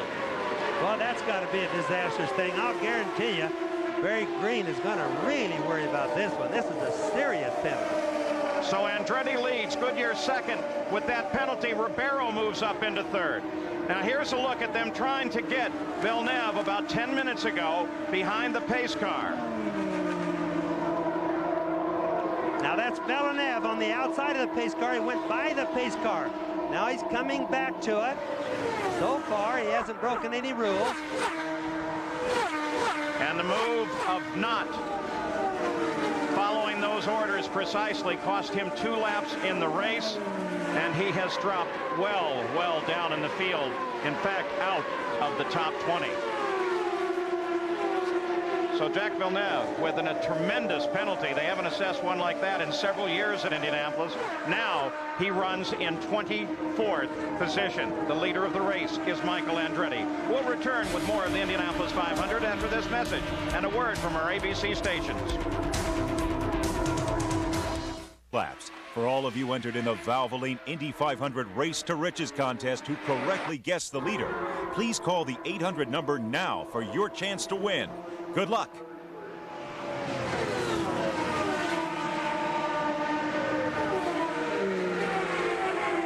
Here's the race summary after 50 laps. We've had 5 lead changes, 5 different drivers. Michael was leading at the 50-lap point. 2 caution periods totaling 17 laps, including that accident that involved 6 different cars on the start of the race. And very shortly, we should be able to give you a further update on driver Stan Fox, who was transported to Methodist Hospital of Indiana from the Track Medical Center here. Now, here is the 31 car. That's Ribeiro. And they black flagged him because he was way over the speed limit of the pits. He was going 132 miles an hour, and he was in 3rd place at the time he answered this black flag. Well, Andre is a rookie, but that seems like a huge oversight for anybody. Well, it shows you that they just can't tell speed themselves. A lot of these cars have the computer set where if they're in a certain gear, they can only turn a certain RPM during the pit deal. Apparently, he doesn't have one. Computer speed limit at 100 miles an hour. Let's look down at the stories now throughout the race. We mentioned them at starting, beginning with the tracking of the engines here. Well, one of the Menards is out, 2 remain in, and Hondas are up at the front of the field. Michael Andretti is the leader of the race. Started 4th, now 1st. Led 33, as you see, of the 59 laps, and he is running a torrid pace. Let's go to Jack Arute. Well, Paul, at one time, this group, Team Green, saw themselves running in the top 3. And now you're all the way back to 27th after a 2-lap penalty. What does that do to your chances in this event? Well, I wouldn't count us out yet, Jack. Obviously, we're devastated. I can't understand what the hell they think they're doing out there, but they waved us by twice, you know. I mean, all the driver does is do what the pace car said, and I think I don't think it's a very good decision what they're doing, but we just got to soldier on. We just fight a little bit later. Well, we saw on the video when he finally got packed up properly. We didn't get a chance to see it on the video when he went by the pace car, but what was the conversation with USAC like? I just voiced my opinion. I mean, the driver says he was waved by. That's what I've told USAC. Thanks, Jack. Paul? We saw Lyondike was into the pits while we were talking with Barry Green. And we did not see then the actual video of what USAC perceived to be the violations. We saw it when he was finally picked up.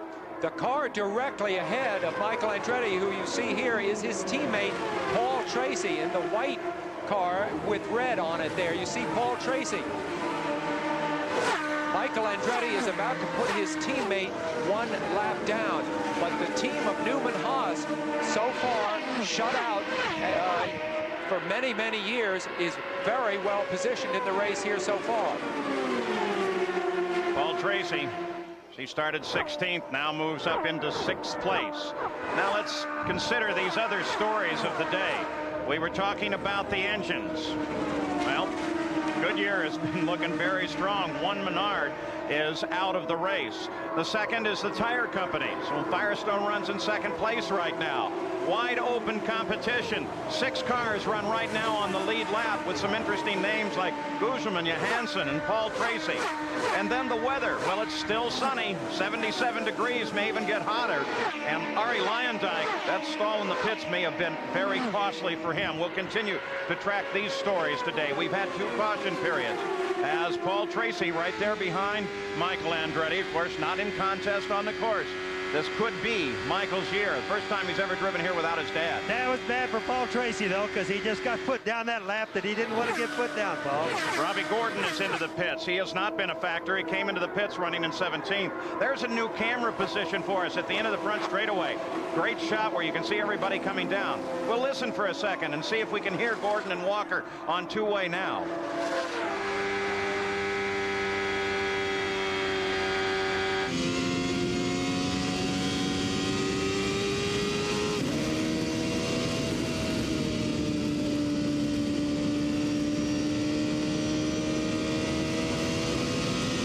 Coming out of the pits, going on to the back straightaway. Apparently everything nice and smooth. No 2-way communications between the two. As assuming that all of those radios are properly operating. Remember the concern at the start of the race. Robbie Gordon's got to be an awful sad driver right now. I think himself and plus a lot of... You see the white on his tires. Those are the stickers. Did we hear something from him? Yes, we did hear something. Didn't come in clear, Stan, but I started to say they've got to be really upset over this because he was one of the favorites to win this race. So it's a game. We got a race car, boys. This thing is fast. We're going to need to be. We've got to catch up with Michael. He's about 12 seconds ahead of you, so hustle it all the way. Michael's coming in the pits, it looks like. Hustle it all the way. Leader of the race, lap 65, Michael Andretti, in for his 2nd pit stop of the day. 18 seconds back as he headed for the pits with Scott Goodyear. Let's go to Gary. Tim Bumps bangs that right front wheel and goes to work with the wheel gun. They made a wing change on the last time. They're still staying with that primary Goodyear tire. They haven't gone to the option. They like the way the car's handling. No change at the front of the car, just waiting to complete the refueling. He's gone.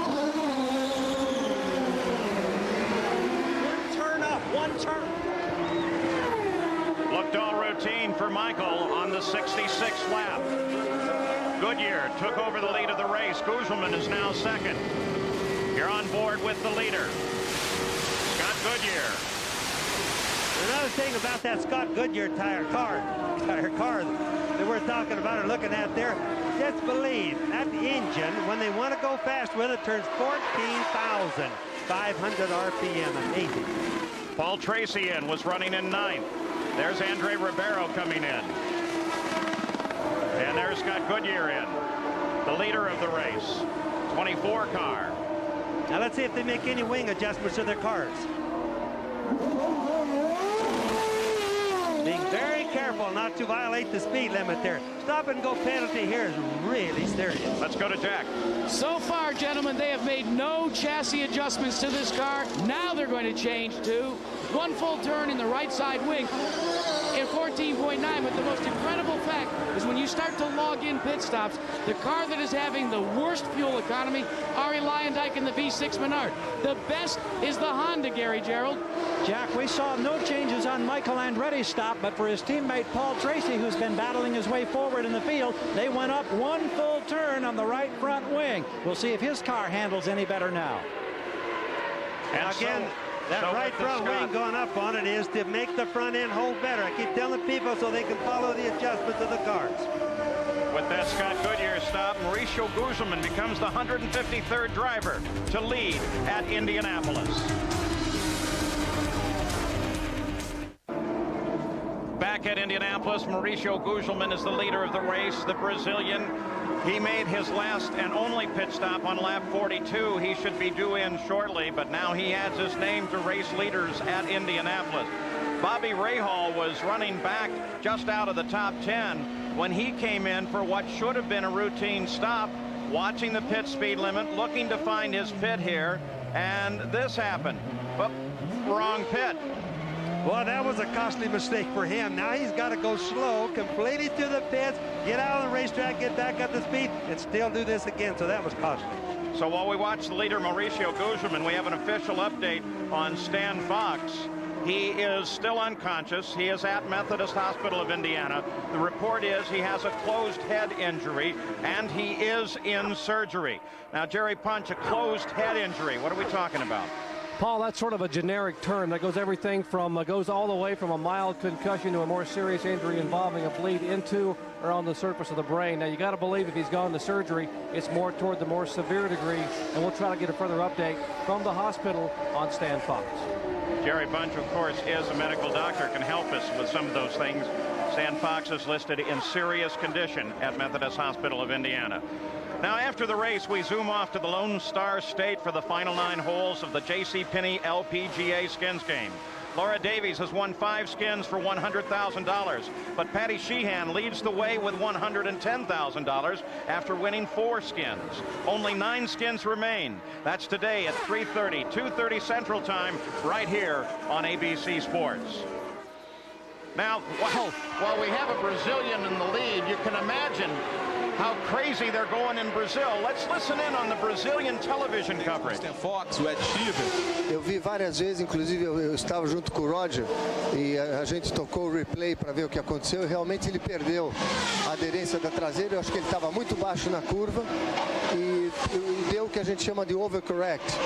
Ele corrigiu o carro demais, o carro virou praticamente a 90 graus contra o muro e bateu um impacto violento. Realmente foi terrível o impacto. Como é que acontece, Emerson? Eu nunca vi aquela imagem depois de 92, quando a segurança na Índia aumentou muito. Aquela imagem da parte da frente do carro sair, ele ficar com as pernas praticamente, vamos colocar. So with Emerson Fittipaldi as the analyst, in Portuguese, the transmission down to Brazil. Announcers are, by the way, with us throughout the year. Some fairly fun guys, too. Yeah, remember that Mauricio is a big hero down in Brazil. He appears in ads for, I think, poultry stuff, the chicken business. His father's a timber merchant and an antique dealer. He's been famous down there for a long time. Michael Andretti makes his move as Guzman heads for the pits, and Michael Andretti goes for the lead of the race once again. Mauricio Guzman makes his second stop of the day, and Michael Andretti assumes the lead. He was closing quickly on Guzman as he slowed down, and then Andretti came into the pits as well. Now, Andretti last made a stop just 10 laps ago, so this stop for Andretti is not routine. Guzman's stop is.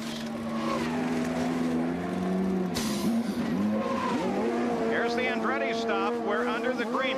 Michael, when Gugelmin slowed down, you saw him get out a little bit there, and he reported that he touched the wall, so he headed right down into the pits. That won't make Michael too happy. He's going to be screaming about that, saying that Gugelmin caused him to do that. And I don't know which side is right on that one. Remember at Miami earlier in the year when Michael rode for several laps after contact with the wall and another car. Here's Michael in the pits still. They're really this looking is it serious, over. obviously. Jack Villeneuve comes into the pits. Of course, he has not been a factor since that 2-lap penalty. He dropped down to 27th, now runs 19th as he came in on this stop. They're still working on Michael's car. He's obviously told him that it didn't feel good after he touched the wall. Of course, we don't know exactly how hard he hit the wall, but it meant something because Michael has a super good feel for things like that. Villeneuve back into the fight. The terrible Andretti luck. Michael Andretti climbs out. Many thought this was his best chance ever. And Michael Andretti's out of the car. I think this is sad for everybody. I mean, you just really know. He's really controlled this race, really been quick, and we all thought he might win this one. He was driving just the kind of conservative race. Let's go to Gary. Michael Andretti has come over the wall. We believe that it was a rear wishbone. We have the video contact where he was trying to get around, we believe, Gugelmin, and apparently got the rear up there. They believe it's a bent suspension. As soon as he gets the helmet off, he's huddled with Tim Bumps, his crew chief, his engineer, Peter Gibbons, his wife, Sandy, is there, and we'll try to get a comment. Boy, we thought maybe the Andretti jinx would be passed. But apparently that's not the case, Paul. Let's take a look at that replay. Maybe we can see exactly what happened to Michael. I'm sure that's what he's waiting for. As no, we've got another car in trouble. Looks like and the yellow comes out. Sharp. Now here is Michael Andretti. Yeah, that's not a brush. That's a solid hit. So as we come back to live coverage, that is Scott Sharp that you saw just get into the wall just before we ran Michael's replay for you, and the yellow light is out. This is the third caution period of the day. Scott Sharp obviously okay. His rescuers are right there. Let's go back to Gary Gerald. The helmet has come off, and Michael, I don't know what to say. Every race this year you've been a leader. What happened in this situation? I guess Mauricio was coming into the pits because he slowed down, and I had to run, and I went to the outside because I didn't want to hit him, and it's like ice, and hit the wall. How had the car been performing up to that point? Beautiful. Best I've ever had here. The car was great. Was this your best chance to win the 500? It was one of them. One of them. The story in the eyes tell you so much. That's what happened when a car gets out of the groove. Now you can watch right here. He's coming out. He's out of the black, what we call the groove. He's in the gray. The car just doesn't have as much adhesion. His tires probably aren't very new, and boom, look at the right front. Hit the wall fairly hard, even though it didn't bend anything that's obvious to us. All right, now, here's another view. That's Gugelmin as he was trying to... Well, no, actually, Gugelmin was way down low there, and there you saw Michael as he came up, brushed the wall, hit it hard enough to do damage and to take him out of the race. But what happens in a deal like that, Paul, is that shot really started way back in the short chute because of the speeds that we have. So Michael got out into the gray and just couldn't get it back down into the black. What all this does is give Scott Goodyear the lead, moves Gugelmin to second, and Paul Tracy to third. This was Scott Sharp's situation. Same place on the track coming off of the fourth turn. You know, that could also mean that there's some fluids down there, Paul. We should think about that, too. You know, a little water, oil spillage that you can't see. Well, you heard Michael say it was very, very slick there. You saw that Scott Sharp was okay. But we'll keep an eye on that section of the track as the United States Auto Club officials are. And we're under the third yellow, the third caution period of the day with Goodyear as the leader. Back at Indianapolis under yellow, here's a replay of what got Michael Andretti in trouble. That's Mauricio Gugelmin just ahead as they come across the short chute at the north end. Now watch, Gugelmin went to the left. He's plenty low. That thing was slippery. Michael wasn't all that much out of the groove. Watch him, kaboom! He hits the wall. What happened, Paul, I think, is that the racetrack has got some liquid. It's very slippery there. Gugelmin was totally out of the way. Michael was just out a little bit. Well, there is some evidence that would prove that, because about a lap later, this was Scott Sharp coming into the same turn, only he lost it well before the corner and got up into the wall. And then the leader of the race was Scott Goodyear. He headed for the pits. The stop was routine, taking advantage of the yellow flag. Nice smooth work. Remember, he is one of the drivers that is not a regular in the series. Nor are some of his pit crew regulars. Some of them were making their first stops in anger, so to speak, in this race today. And he stalled it. And then it was a little too far forward, and they also broke an air hose at about this time. So now confusion was reigning over the wall there as they tried to get it under control, get the car back so they could get it started. Steve Horn, finally they pushed it back.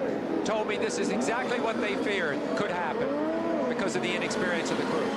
Scott Goodyear finally got it going, and he dropped to 7th place. Mauricio Gugelmin is still the leader. We'll return with more of the Indy 500 after this message and a word from our ABC stations. The leader's pit, Scott Goodyear, and Steve Horn calls the shots for this team. Steve, you brought the leader in out of sequence. Why? We wanted to make a little handling change on the car. Scott says the track's pretty slippery today, a lot of rubber out there. So we thought it was an opportune time to make a handling change. Car was getting held up a little bit in traffic. Now the traffic was grading Prowse. Now that pit stop took you out of the lead and dropped you back in the pack. You've got to hope that that chassis adjustment lets you run a little better, because now you're stuck in the traffic. Yeah, we're back in 4th place, but Scott needed the change, he felt, to run in traffic, so now is the time to do it. Well, Gary Gerald, he's also running on the hard Firestone tires, the same style, the same compound that he qualified in. And doing a heck of a job. I'll tell you another team that's very happy with this turn of events. Remember back to the very start of the race, the radio problem for Robbie Gordon. He lost the lap. They just got the lap back. He's listed in the number 6 spot in the lead pylon. Derek Walker and company down here very happy. Jerry? Hey, talk about happiness, Gary. They are smiling here at Mauricio Gugelmin's pit. He's getting excellent gas mileage. He pitted the first time on lap 41, then ran 37 laps, came in again on lap 77. So they're getting outstanding gas mileage. And behind me, Andy Brown, the engineer, is making the call. Their only concern here, significant right rear tire wear. And they are not using the soft tires Goodyear brought. They're using the tires that they qualified on. So we'll watch tire wear here in Gugelmin's pit. Paul?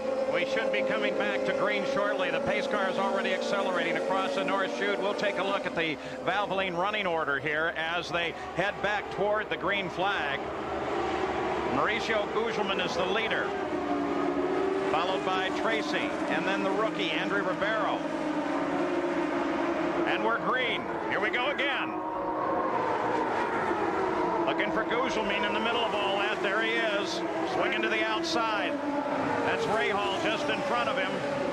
Dangerous part right there, Paul, whittling his way up through the pack like that. He's right in the middle of it for a while. Paul Tracy just a few cars back. Runs in 2nd place. Ribeiro 3rd. Sullivan 4th. Sullivan, the teammate to Gugelmin, the leader of the race. Gugelmin and Sullivan both run for Pac West. They're doing really well.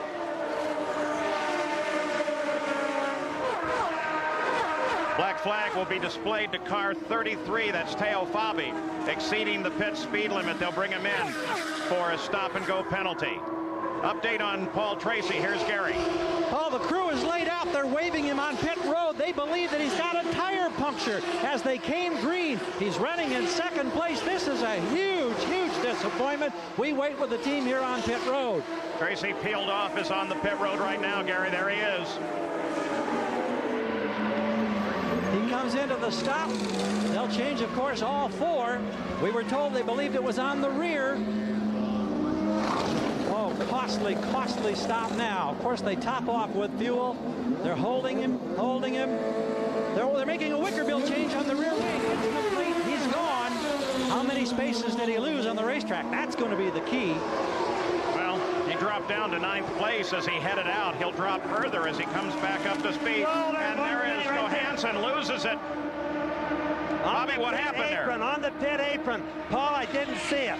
I honestly didn't see it down here. I was into the monitor. I did see it there. Right rear is flat there. Yellow flag is out again. It looked like a tire exploded, but why and how did it happen down on the pit apron? So Stefan Johansson, look at his helmet there. You see those markings on the side that are blue? They used to be green. Team convinced if green was bad luck in Indianapolis, changed the color.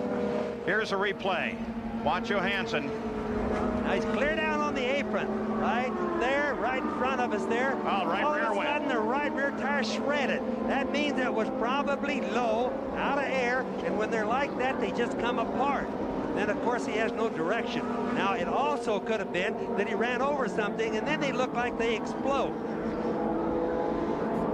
So obviously Stefan Johansson is okay. The pits are closed until the pace car groups everybody up. Gugelmin is still the leader. Ribeiro is second.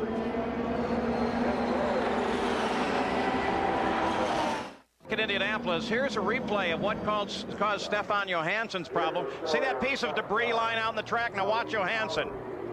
Bang, right over it. That took the right rear. He very quickly dived for the escape road, and his race appears to be in trouble. Jerry Punch, you can update this. We're in Mauricio Gugelmin's pit, and his engineer, Andy Brown, behind me, talking to Mauricio right now. But what Andy was saying a moment ago was they saw the debris come off the car right in front of him as he's talking to Mauricio Gugelmin. They told Mauricio to possibly move to the inside. Andy, what happened with the debris? Well, the guys on the pit wall spotted some debris in the middle of the track on the pit straight here. So we radioed Morris and called him over to the pit wall to miss the debris. Excuse me. And as he talks to his driver, what happened? He missed it, but unfortunately for Stefan Johansson, he did not. Paul? Morris, that's what they call Gugelmin. Now let's take a look at the tires here in this race and how we're running with a Goodyear in front and then two Firestones, then Danny Sullivan on a Goodyear. And we'll take a look down through the field on this. Now, the history of tires here at Indianapolis has been one of rich competition. Sam Posey can look back over those tire wars. Every year since 1972, the winning tire at Indy has been built by Goodyear. But a look at the race's 78-year history shows that Firestone has nearly twice as many victories. It was Firestone who won the first race, and for decades their continued success made them synonymous with Indy. Ads annually link Firestone to the race, and sales figures proved that winning sold tires. In the post-World War II era, Firestone rode the rising tide of Indy's popularity, and by the mid-1960s, their arch-rival Goodyear knew they could not afford to leave the performance field of Firestone. Goodyear wanted Indy, but it wouldn't be easy. After all those years of Firestone, you couldn't get passes, you couldn't, it was very hard to get practice time. It was a tough situation. The Firestone racing director was on the board of USAC, and they were really encouraging us in those days. Spearheading Goodyear's initial attack was A.J. Foyt, and after 5 years of intense effort, Goodyear and A.J. won, snapping Firestone's 43-year streak. The next 6 years saw the tire war rage. Drivers, lured by large retainers, took sides in a way that split the racing community and families down the middle. In 1974, Goodyear's technology and money forced Firestone out. As ads trumpeted Goodyear's success, Firestone watched as their rival reaped the benefits of racing. You look back to 1974 when Firestone got out of the Indy 500 and sales and market share had declined. They were eroding away. And in 1988, when Bridgestone Corporation purchased Firestone, right then and there was an inkling, a thought that maybe we'll take Firestone brand back to Indy to resurrect the brand. And then in 1991, that decision got studied very thoroughly. 1992, late 92, we made the decision. May of 93, we made an announcement, and here we are. Firestone's comeback placed Scott Goodyear on the front row, an irony that provided a light moment for the giant tire companies. I think Goodyear stands to gain as well as Firestone here, no matter what happens, because we're all getting a lot more attention for the right reasons than if only one tire company were here. And I think we're both winning at this point in time, certainly in attracting more attention to our mainline passenger tires. Nonetheless, when this race is over, only one tire company will be able to claim victory. Will Goodyear extend its streak, or will the new guys who really started it all get back on top? And Leo Mel, one of the principals, of course, in that piece, is here live now. Leo, how many of your drivers, of your 25 in the field, have gone to your optional tire? Well, not all the 25 are left, but everybody, all but four cars have switched to the option tire as the wear's gotten better. How unprecedented was it to bring in the optional tire with only the 2-hour practice session on Thursday? Well, we've done that sort of thing before. We've got a lot of lab experience, and we tested it well elsewhere, so we were pleased to do that. So all in all, your evaluation of the race to this point in terms of your tires and the wear? Well, it's exactly what we expected. The prime tire was wearing out quite fast at the beginning of the race. Now it's stopped wearing out, and we switched to the option, and it looks very good for wear. Thank you, Leo. Thanks, Gary. Still under caution. We expect to go back to green at the conclusion of this lap. They are, by the way, going to black flag as soon as they go back green. Teo Fabi, car 33 again. And the reason is because when they black flagged him before and brought him in, he broke the speed limit on the way out. Saturday, ABC Sports travels to Dublin, Ohio for one of the most prestigious events on the PGA Tour. Join Jack Nicklaus as he hosts an all-star international field of golf's best in the Memorial Tournament sponsored by Dean Witter. Coverage begins Saturday, June 3rd, right here on ABC Sports. Mauricio Gugelmin is the leader. Andre Ribeiro is second, and Scott Goodyear, his teammate, is third. Stefan Johansson's car was brought around to his pit. They did the repairs to it, and Johansson should be back in the run. Dwayne Sweeney gives him the green flag, and here we go. Gugelmin the leader. Ribeiro 2 cars back. Scott Goodyear trying to move on Ribeiro. Sullivan is fourth. Gordon is fifth, back on the leader lap. Christian Fittipaldi, Gordon's teammate, is sixth. You ride with Scott Goodyear. We talked about expecting the unexpected, and certainly here we have a second-year man in the lead. Gugelmin, Ribeiro, a rookie following him, and they're both in good shape. Not a fluke situation at all.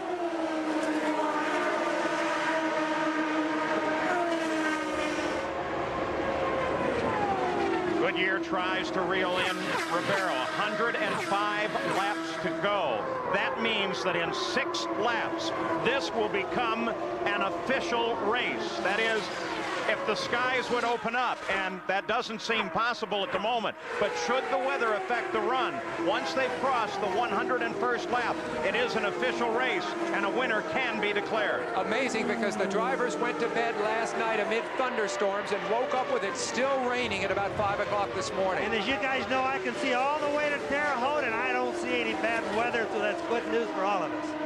Update now on Scott Sharp after his accident in turn 4. They have taken Scott to Methodist Hospital for observation. He apparently was hit by a tire during the accident, hit in the helmet. And so they want to take him in for observation. Here's the pole sitter, Scott Brayton, in. And coming in too slow, and there comes bad news. Collins coming off. We imagined that they might have troubles with the Menards, but they've kept going. It's just that they've been wounded, so to speak, and have been dropping back for this reason or that reason. So if this is a serious problem, and it appears to be, Ari Leyendyk will be the hope, and he currently runs in 15th. There's the Danny Sullivan car. Sullivan runs in 4th right now. Let's go down to Gary Gerald to get an update on Scott Brayton. Well, we just arrived on the scene looking around the corner. He's still in the car, but they're pulling all the bodywork off. As you mentioned, what they do in these situations, it's usually an electronics problem that they're chasing, and they're working in the vicinity on the right side pod as if that might be the case. Sonny, any indication of the problem, Sonny? Not yet. Sonny Meyer, who builds these engines, the Menard, with all that horsepower, still shaking his head. He doesn't know. Sonny out of Louis Meyer's family, the first 3-time winner of the race. So we watch Sullivan. Remember that Danny Sullivan won this race back in 1985. He spun and yet went on to win the race. He was out of IndyCar racing last year. And it's a terrific comeback that he has been able to make this year with the Pac West team, which was new last year, but is really coming to its own this year. On board with Robbie Gordon as he makes a move on Danny Sullivan. It's a battle for 4th, and Robbie Gordon moves into 4th. He gets around Danny Sullivan. Keep it on, keep it on. You can also see how wide that Robbie Gordon went as he went under Danny Sullivan. He didn't even get on the rumble strip. Robbie's normal group around here is a lot higher than the other guys. So Robbie Gordon moves forward into 4th place. You heard Derek Walker, the team owner, congratulate him on their two-way communications.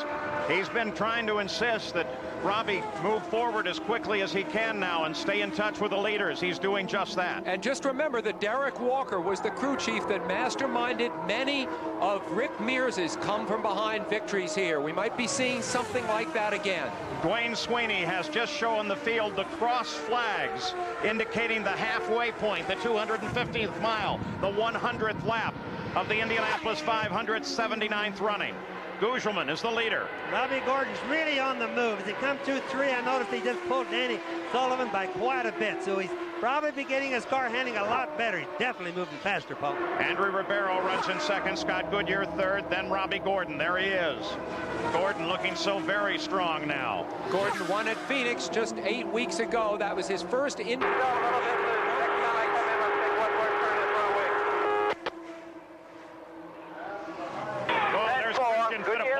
Goodyear's the guy you're chasing. About 7 seconds ahead. So Derek Walker is just giving Robbie Gordon an update on who to look for. He just said that Goodyear, the 3rd place car, is next. And Sullivan and Christian Fittipaldi now battle. This is a battle for 5th. Danny Sullivan, the car on the left, is in 5th. That's Christian Fittipaldi, another rookie here and teammate to Robbie Gordon, as he runs in 6th. And Scott Brayton, whatever the problem was, they think they may have it fixed, and he heads back into the fight, but well down in the order. Sullivan, as you can see, has been slowing and is having trouble coming off the turns fast. Let's update the situation on Brayton. Gary? John Menard, were you able to determine what the problem was? No, we changed the spark box and the ECU and everything we could find, but we're not sure if we fixed it or not. I'll know here shortly when he goes out. He also had indicated, Paul, that there was a possible valve spring that may have been broken. Well, it acted like either that or like the spark box or something like that was bad. So we changed everything we could. Of course, if it's a valve spring, there's nothing we can do about that. So absolutely. Thank you, John. Thank you. So we'll keep an eye on Brayton. His teammate Lyondike runs in 15th place. The race is now at the 103rd lap. Whatever happens now, it is an official running of the Indianapolis 500. Right now, Mauricio Gugelman owns the thing. Here was the race analysis after 100 laps. For all of you entered in the Valvoline Indy 500 Race to Riches contest who correctly guessed the leader, please call the 800 number now for your chance to win. Good luck. Here's the Valvoline race summary after 100 laps. Mauricio Gugelman was the leader. The average speed well down off a record owing to the cautions. 5 different leaders, 9 lead changes. We've had 4 cautions accounting for 30 laps, and 9 cars are already out of the race. Now the stories that we talked about, first of all, the cars out. These all as a result of those at the first turn. Carlos Guerrero, Lynn St. James, Scott DeFerrin, Eric Bachelard, Buddy Luzier. And these are the rest of the cars out, the most recent, of course, being Michael Andretti. What a sad tale that has become. And now the stories that we mentioned at the start of the day. First of all, the engines, keeping track of the Menards and Honda. Well, there are 2 Hondas right now in the top 3, and Scott Brayton has a problem. His teammate, Arie Luyendyk, is running 15th. Secondly, the competition between the tire companies. The top 3, 2 of them are Firestone. Then the wide open competition. Well, 5 different leaders, 9 changes, and some very unusual names. We've seen some second-year drivers in the top of the order. The weather remains just perfect for racing. And the pit strategy, well, Michael Andretti hit the pits. That took him out. And to add one more story, it's a field day for Brazil with Brazilians 1st, 2nd, and 5th right now. This is the 50th year, by the way, that a Goodyear blimp has appeared at the Indianapolis 500, giving you these great shots of the main straightaway as they come across the yard of bricks and that white finish line that everybody cherishes at lap 200. Let's go to the pits and Jack Arute. Well, Paul, one of those Brazilians that Sam Posey talked about is rookie Andre Ribeiro, who is running in second spot. But he has reported in that he may have ingested something into the radiators because of the fact that the water temperature has begun not only to escalate, to get up right by the pin where it could begin to overheat and create problems. But you see the computers here? That's all the onboard telemetry, and all the Honda engineers have been monitoring it very closely. The window is open for a pit stop. If he has taken on some debris, they'll be able to brush it back out, and that should, and we say should, cure the problem. As we went to Jack, you saw Eliseo Salazar move around Sullivan and into sixth. Now Sullivan has his hands full because Jimmy Vasser and Bobby Rahal, you're on board with Rahal now, lined up right behind him. Here's how the rookies are looking today with the fastest look rookie, Andre Ribeiro, running in second place, Christian Fittipaldi having a good race, and Eliseo Salazar just making that great pass on the 85 winner, Danny Sullivan. You know, Paul, another thing, I've been watching the speeds of some of these cars, like mid-race type of thing. The fastest guy has been Scott Pruitt. Jimmy Vasser moves out and around Danny Sullivan, and Vasser moves into seventh place. Started to say that Scott. Now Rahal's going to try him, Bobby. Boy, I saw that. My Lord, they're really having a dogfight right in the middle of the race now. Anyway, Scott Pruitt's running 219 miles an hour. That's really fast. Then we have some other cars that are running like 216, like Villeneuve, really moving up. Rahal, as Guerrero came sliding in there. Not a move for position because Guerrero's actually sitting down a lap, but boy, he's trying to get his lap back as he came around Rahal and stuck his nose into the middle of the battle between Rahal and Sullivan. Guerrero, the white 21 car. It just shows you if you lift off the throttle even for a second, this is how much momentum you lose. And as we watch the cars going around the track right now, remember, about mid-race is when the track is the slipperiest that it gets. It gets real bad early, and then it gets better as the race goes on. Let's go to Jack. Well, Paul, Scott Pruitt is being shown in the 13th position. Here's the first pit strategy. Do you see the tires sitting on the wall? They're not going to change tires. It's a stop-and-go, fuel-only pit stop. They think this could get them further up in the field because race traffic is so difficult to circumvent. They tap the fuel man, they fill the tank up, and he's off and away. There's that. Scott Pruitt came in 14th, out in 16th. The idea is that, there's Eliseo Salazar. The idea is that those Firestone tires can really last through several pit stops. That's the hope anyway. I just wanted to mention while we're watching Salazar in the pits here, people wonder why the track gets better later in the race. It's because of fluid that leak out of the car all slowly gets soaked back in. So the track gets worse as the race starts, then after that it gets better.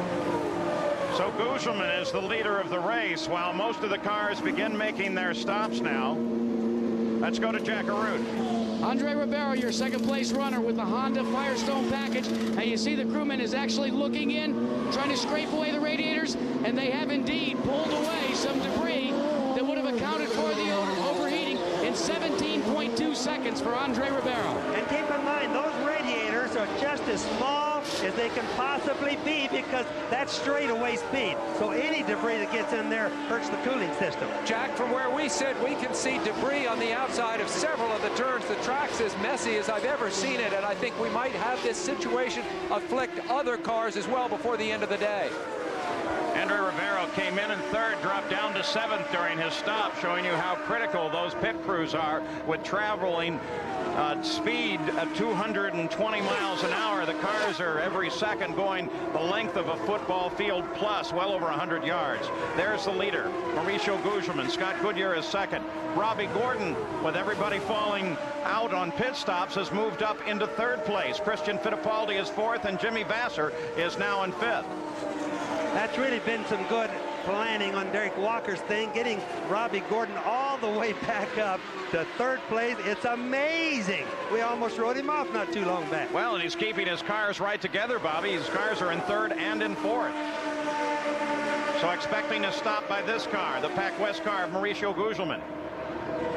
Danny Sullivan is his teammate, the 85 winner who runs in 15th right now. He's made his turn now onto the pit road, this on the 116th lap. Watching the speed limit. And now as Gugelman comes to a stop in front of Jerry Punch. You heard Leo Mel say that all but 4 cars had switched to the backup tire. 2 of those 4 cars are the Pac West machines of Gugelman and Sullivan. They are staying with the primary tire because of the tire wear on the right rear. Excellent fuel mileage. They have changed 4 tires. They finished the fueling. He is down and away. 15.2 seconds for the Brazilian on his pit stop. And that spraying that they do at the car when it leaves is water. Water dissolves the alcohol, stops any chance of fire, in case people wonder. So they decided it's dangerous to change tires mid-race. Scott Goodyear picks up the lead. Gordon is now in second place. There's Goodyear in the car on the left. Scott Goodyear with his teammate right there with him. Remember that this team of Steve Horns is all new for this year, a derivative of their Indy Lights team, the Tasman team. So Scott Goodyear back in front, the Indianapolis 500 in car 24. We'll return with more of the Indianapolis 500 after this message and a word from our ABC stations.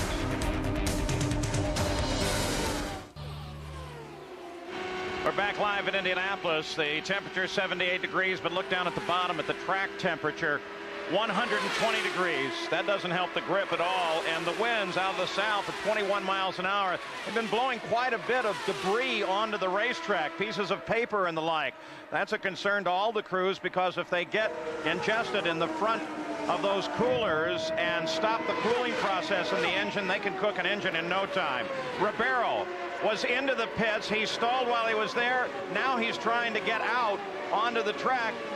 We watched him when he came by here, Paul. He was very slow. Look at him. He wants to pull back in. He's had a vapor locker. For some reason, the engine has just quit. The yellow comes out for Ribeiro as he raises his hand and says, "I'm stopped." He dropped to 19th position with his stop. So under the yellow again at Indianapolis, the 5th of the day, Andre Ribeiro stopped on the backstretch just off of turn 2. Right now, Raul Boesel is the leader of the race. We'll be back. Andre Ribeiro trying to limp back to his pits after stalling over on the backstretch. We're still under caution here. Now, earlier today, they ran Formula One in Monte Carlo. I was going to try and warn you to look away if you didn't want to see this. The official results of the race, some people watch that on videotape later in the day, and so we won't verbally mention it. Now, next Sunday, right here on ABC Sports, as we continue under this caution, we will head north as the Indycars roll onto the 1 mile oval at Milwaukee. The defending champion Al Unser Jr. and Emerson Fittipaldi will be back, and with a vengeance, as they return to racing at the Miller Genuine Draft 200. That's next Sunday at 1 Eastern, 3 Pacific, here on ABC Sports. And so under the 5th caution of the day, that for Ribeiro, who has already made it back to his pits. Let's give you a rundown through the entire field with Gugelman and Goodyear continuing their battle. Look at Gordon up there, but perhaps even more important as you look down through this order, look at 11th place, and just beyond that, you're going to see that Jacques Villeneuve has been moving steadily forward through the field. He's back on the lead lap. He has run what we believe to be the fastest lap so far today at 220.9 miles an hour. All of that for him is despite a 2-lap penalty assessed early on. Now let's go down to the pits and Jack Arute. What a difficult day for Andre Ribeiro. After running as high as in second position, having overheating problems, they solved that. And then all of a sudden he goes out, Paul, and on the way back out after a second pit stop to clean debris, he has an electrical problem develop, and now that is why he is forced to limp all the way back to pit road. It works sometimes, and sometimes it doesn't. We're back to green. With Mauricio Gugelman at the head of the order, Scott Goodyear, 1 car back, that's Teo Fabi in between the 2 of them. Robbie Gordon is 3rd, Bobby Rahal is 4th, Jimmy Vasser is 5th, and Christian Fittipaldi is 6th. They've all just completed stops, 74 laps to go. Look at the debris on the track. That's a real concern. Gugelman on the left of your screen, remember, he's a Formula One veteran. He was never able to win there. Very happy to make the transition over to IndyCars. This is the best race that he has had so far since he came to IndyCar racing. Now, your weather guy's going to give you another update. The weather looks good. I don't think it can rain for the rest of the race. Well, that would be great news for everybody here, if it's right. If you're if you're not the typical weatherman, Bobby. Your Albuquerque weatherman's always right. So Gugelmin has now completed 3 pit stops thus far in the race. He should be able to finish with just 3 more, depending on the yellows. So he is right on the game plan. Pac West team giving him great service.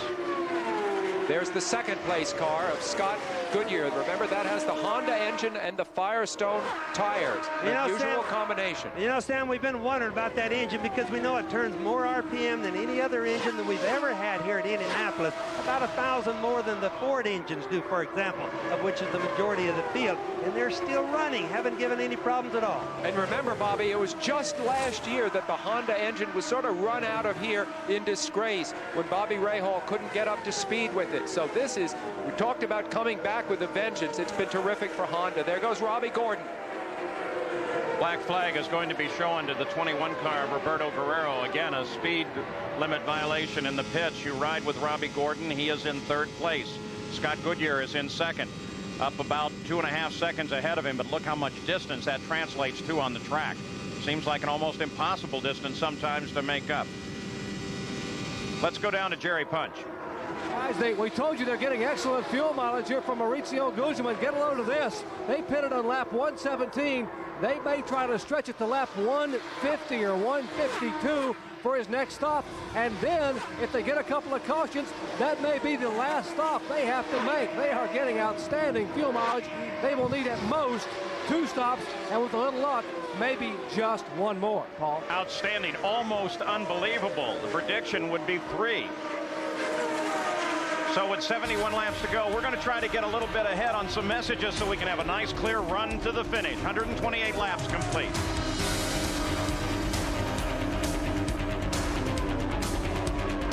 We're back live in Indianapolis. You look out the back of Scott Goodyear's car as he crosses the start-finish line.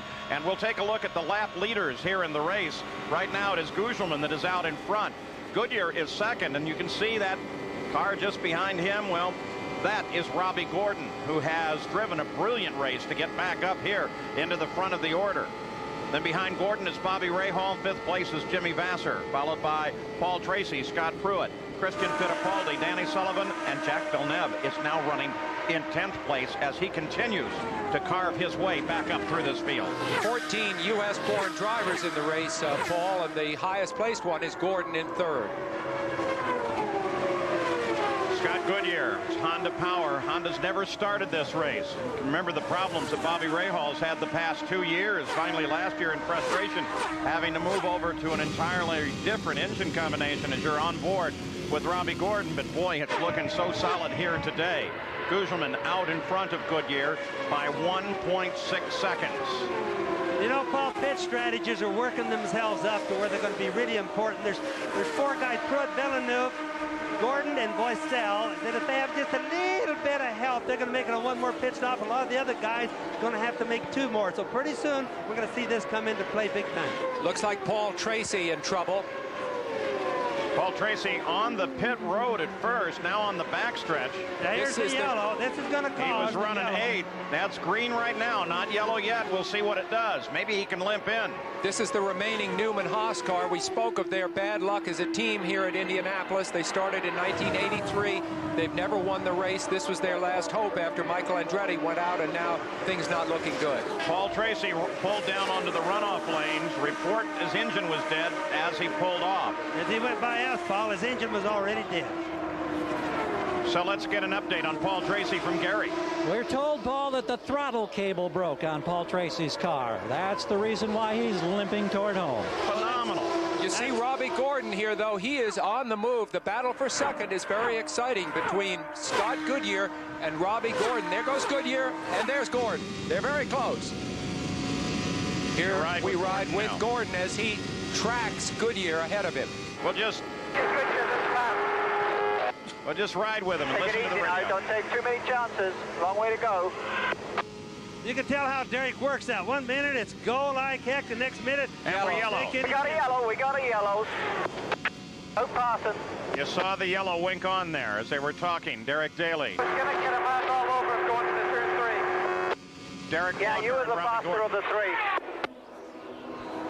So with the yellow on again because of Paul Tracy, they'll have to tow him in. 136 laps are now complete at Indianapolis. Under the sixth caution of the day, many of the leaders came into the pits and made a stop under this caution. Jimmy Vasser picked up the lead. You ride with Robbie Gordon, who is in third place, but he had a great stop. It really paid off for him. They were talking back and forth. You were listening as Derek Walker brought him into the pits, radioed him in quickly. Here's that stop as Christian Fittipaldi, his teammate, also comes in front of him. They were worried about debris on the front wing. And there is Mauricio Gugelmin as he rolls out, and now watch for Gordon. There's Gordon. And Gordon beats him out of the pits and comes out ahead and therefore into third place. Gugelmin comes out in fifth. Paul Tracy, broken throttle cable. They push him to the pits. They'll try and get that repaired. 2 weeks from today, ABC's Wide World of Sports travels to Belmont Park in New York for the final jewel of the Chrysler Triple Crown Challenge. Dwayne Lucas brings Kentucky Derby winner Thunder Gulch and Preakness winner Timber Country to the Belmont Stakes. Live coverage begins at 4:30 Eastern, 1:30 Pacific, Saturday, June 10th, here on ABC Sports. So with the stops, Jimmy Vasser picks up the lead of the Indy 500. Another new name at the top of the order here. As we look through the full field rundown at the conclusion of 139 laps. And keeping an eye, too, on Jack Villeneuve, who has really come back from a 2-lap deficit. Unbelievable. Average speed of the race, 156.318 miles an hour. Again, not near the record set by Arie Luyendyk with his win. That because of the 6 cautions of the day. This one, of course, for Paul Tracy. Stan Fox, the report, is still in surgery at Methodist Hospital, still in serious condition. We'll give you further updates as we have them. In the last 20 years, 14 Indy 500s have been won by drivers who have already won at least once. 9 of those men were Penske drivers, so it's no surprise that we're headed for what looks like a first-time winner. Here we go again. Vasser in the lead. The 27 car of Villeneuve in second place. So Vasser is actually sitting third in the order. Villeneuve is another 4 cars back. There goes Vasser. Keep an eye on the blue and white car, the 27 of Villeneuve. Playing it pretty careful through there, Bobby. Yes, and 33 Cale Fabi is in the same lap, Paul, in front of these guys. Now, he's just going like heck because he's got, even though he's in the same lap, he's got all the way back around to make it as they went by. Got a look at Sam Pedri and Stefan Johansson there, 59 laps to go. There's Goodyear, third place. Robbie Gordon is fourth. Scott Goodyear, Steve Horn told me the other day, there he goes, ripping by. Look how fast he comes around the Menard car. Yeah. Unbelievable. I think the Menards are crippled at this point. Steve Horn said Scott Goodyear is the most patient driver he has ever worked with, and that, of course, includes Bobby Rahal, a very patient man, and I think that's what you need at this point in the race. You don't need to catapult yourself back into the lead. You just need to think your way through it. There's a lot of racing you left. Everybody overhauling the pole sitter, Scott Brayton, as he continues to struggle. There's Scott Goodyear. He runs now in his pursuit. That's Scott Pruitt lined up just behind him. Right, going by Johansson right there.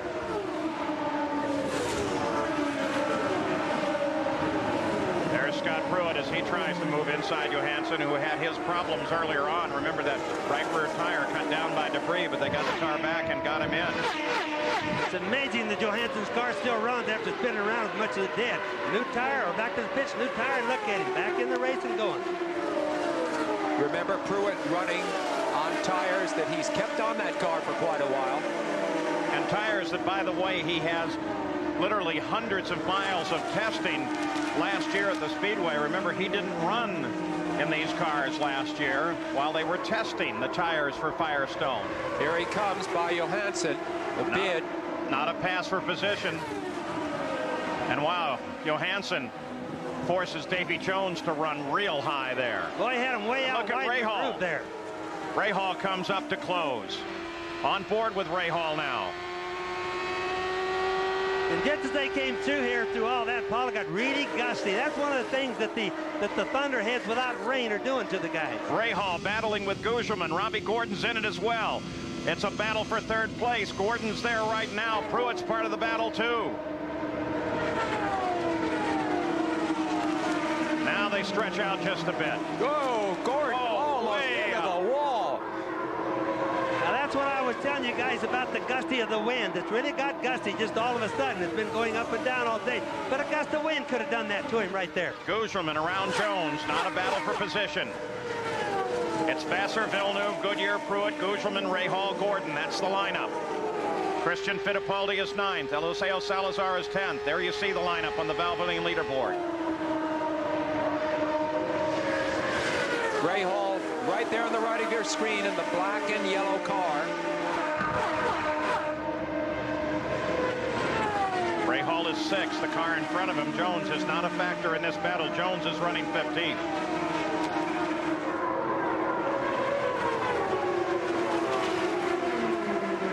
Rahal's order coming through this race, moving his way forward into 6th place. Now back on board with Gordon, 7th place. Remember, at the front of this field is Jimmy Vassar. Yes, Paul, and talking about Vassar, I think he's still going to need 2 more pit stops to make the end of the race. This is one thing that's going to make a difference. He's in front right now, but without pit stops. Well, I think you're right, Bobby. He made his last stop on the 120th lap, while most of the cars at the front of the order stopped on lap 139. So sometimes it looks a little deceiving on the scoring, so we had to explain that a little bit. Yeah, but it depends on yellows, doesn't it? It certainly does. In fact, we're trying to figure out the pit strategies, but we're also thinking some of them need a yellow, some of them really don't want one right now. Ari Landijk is in there running behind Gordon as Rahal still tries to get around Davy Jones. Rahal desperate now to get by Jones because he's got Gordon right on his tail. A very good battle for position. And he's beginning to lose track of Gugelman, is now pulled 10 seconds ahead of Rahal. On board with Gordon. This is where you need nerves of steel. A guy coming up behind you, a slower car ahead of you that you need to get by, but you can't get yourself forced into pushing too hard, making a mistake. Rahal waved at Robbie Gordon, waved him past, and Gordon comes around Rahal. Gordon still very much on the charge. Let's go for the program here. Let's go. That surprises me. Why would Rahal have waved Gordon by in a battle for position? He could have made his life much, much harder, quite sportingly. I mean, that was funny. Made no sense down here either, Sam. Yeah, could there be trouble aboard Rahal's car?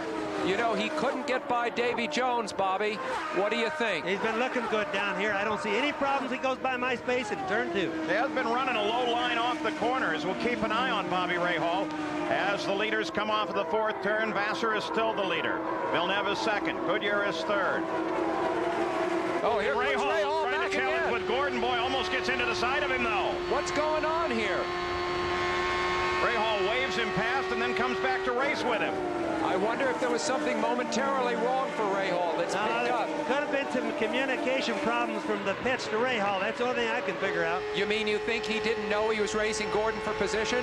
That's what I think, Sam. There's no other reason, because look at him, go at him now. Oh, very definitely racing now as Rahal tries to stick the nose inside of Gordon. Rahal's pretty wide. Rahal got real wide off at 3. That's now what happens. That's what happens when your nose wings don't get enough bite. You see, Rahal was close behind Gordon there, and he didn't get enough bite. He almost understeered out into the wall. Running in dirty air is what it's called. So for the time being, this battle is broken off between Gordon and Rahal. The leader of the race is still Jimmy Vassar. Everywhere. Here was the race analysis after 150 laps. For all of you entered in the Valvoline Indy 500 Race to Riches contest who correctly guessed the leader, please call the 800 number now for your chance to win. Good luck.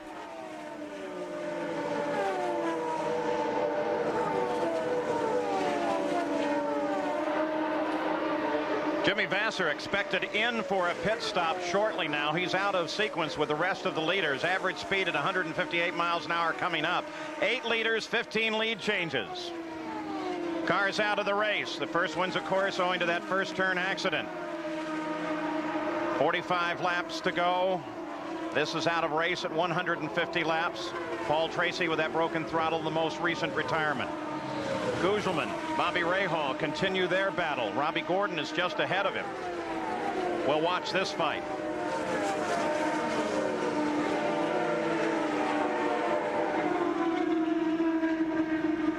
Dale Fabi heads for the pits, as does the leader of the race, Jimmy Vasser. So Vasser turns down onto pit road on the 155th lap. And the new leader is Jack Villeneuve. See the debris on the front wing there? Jerry Punch is right there. Should be a routine pit stop for Jimmy Vasser. Now, he pitted last on lap 120, so they made it 35 or make it 36 laps. He will have to pit once more. They hold him in for fuel, and now the car slowly moves away. 17.2 seconds for the leader, Jimmy Vasser. Yeah, another thing is any time that a wing has paper wrapped around it like you saw his, that portion of the wing is no longer a very good aerodynamic device, or it doesn't push the car into the ground anymore. So Jack Villeneuve picks up the lead of the race once again. Let's go down to Jack Arute. Well, Paul, here's the way it's unfolding for the cars that are running presently first and second, Jacques Villeneuve and Scott Pruitt.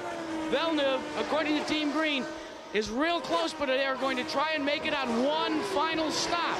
They say they could be running on as little as fumes on the last lap here at the Indy 500. The same will be said for the Firestone tired Pat Patrick car.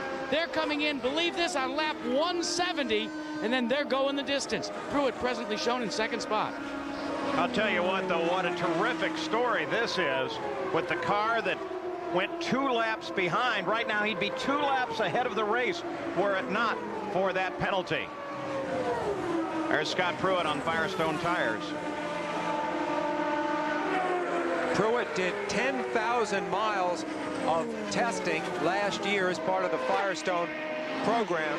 We saw that piece that focused on the commercial aspects of making the right tire. Ever since Firestone announced they were getting back in the business, and you see Scott just ripped by the Menards there. They have really faded. But the dealers have been literally salivating, according to an article in USA Today. Sales have jumped 20% last year and another 20% this year. So racing really affects the economy, Paul. What about Mauricio Gugelmin, Robbie Gordon's strategy? Gordon is now in 4th. Gugelmin is 5th. Gary Gerald? Well, Paul, there's not near the optimism here that we heard from the Villeneuve camp with Jack Arute. We asked Derek Walker, how much yellow would you need to make it in one more stop? Because they pitted on 139, they'd have 61 laps to go. He shook his head, said, we would need a lot. Gugelmin's camp remains optimistic. They're still hoping that there'll be yellow, that they could do it in one more. Remember, we had the early reports about their great fuel economy and fuel mileage. They're going to push it to the max, but we think here it's going to take 2 stops for both of those contenders. On board with Rahal, Gugelmin has his hands full with Bobby Rahal. Rahal lined up just behind him, has been trying him almost every corner. Remember Rahal's great drive last year, Paul, where he came up from the back of the grid to 3rd. We're seeing something very like that, a combination of patience, fox-like skills. Wow, you can watch right there as Rahal came out of that turn. He got way wide. He almost hit the wall and right got past. Now, that's what happens sometimes when you get the dirty air. Bobby Rahal definitely been having some problems. Not a pass for position. Now, that was Arie Luyendyk, who is running in 13th place right now. Started 2nd in the middle of the front row. Now, we expect the leader of the race to pit very shortly. There's the pit board going out. But you never know. You never know at Indy, because not only do they have that board, they have 2-way radio, and maybe sometimes, Sam, don't they put a board out hoping that the competition will read it? I think since Bobby Unser has retired, there's less and less of that. Yeah, they don't do that. I promise you guys, they're serious right now. So you were the last one, Bobby. I was the last of the innocent cheaters, I suppose. Oh, right.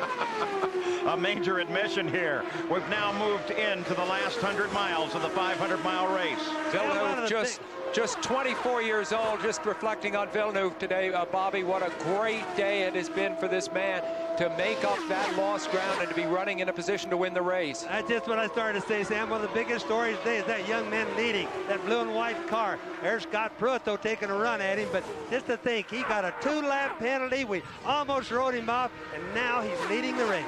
First three cars running right together. Pit stops are due just any old time now for these cars at the front of the order, especially for Jack, as he leads Scott Pruitt down the backstretch.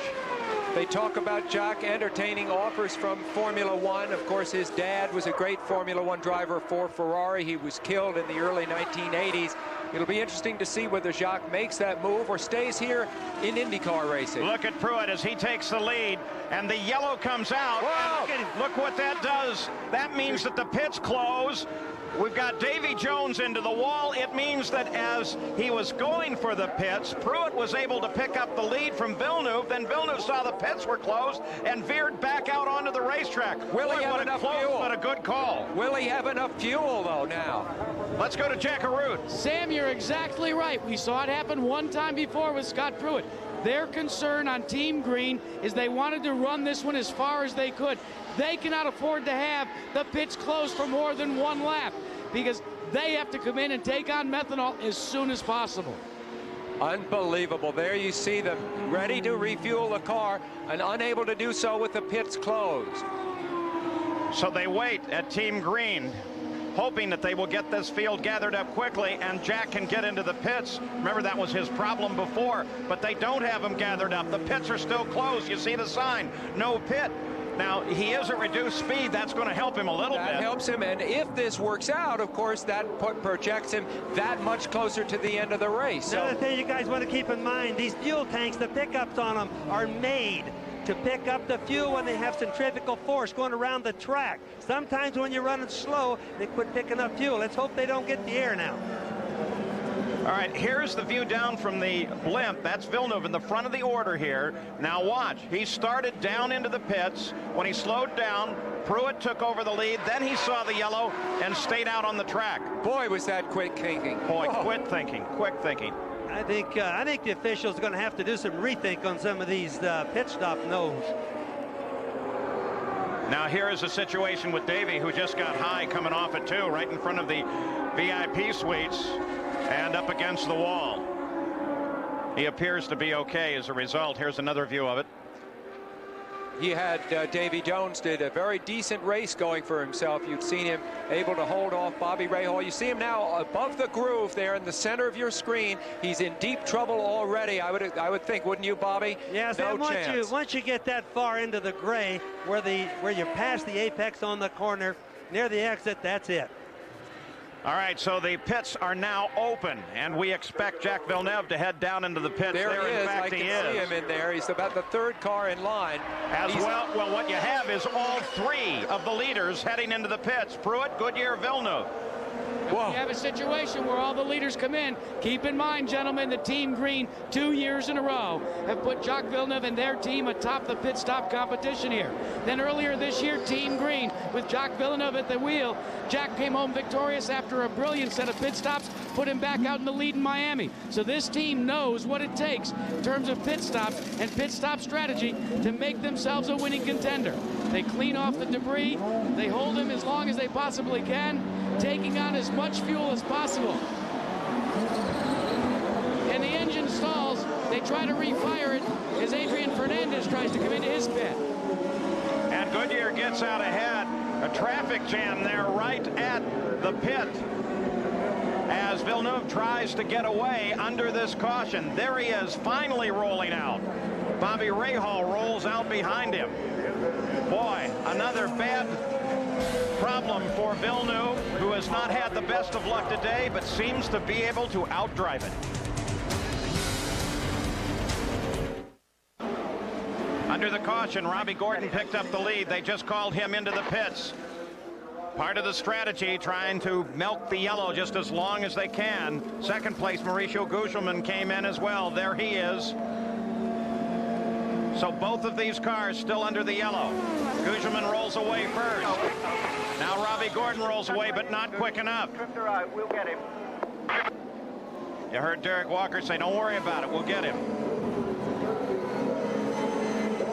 Now let's go back to the pit stops at the start of this yellow. As Scott Pruitt, the 20 car, will have up the top of the screen. The red and white one right there. But keep an eye, Scott Pruitt's team, Patrick Racing, nice job. Rolled him away and gave him the lead of the race.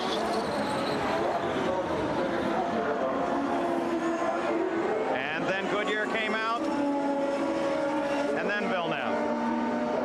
And Bobby Rahal came out behind Villeneuve. So now behind the Corvette pace car, the field is lined up once again. And the leaderboard at this moment is showing Jim Vassar at the top of the order, followed by Pruitt, Goodyear.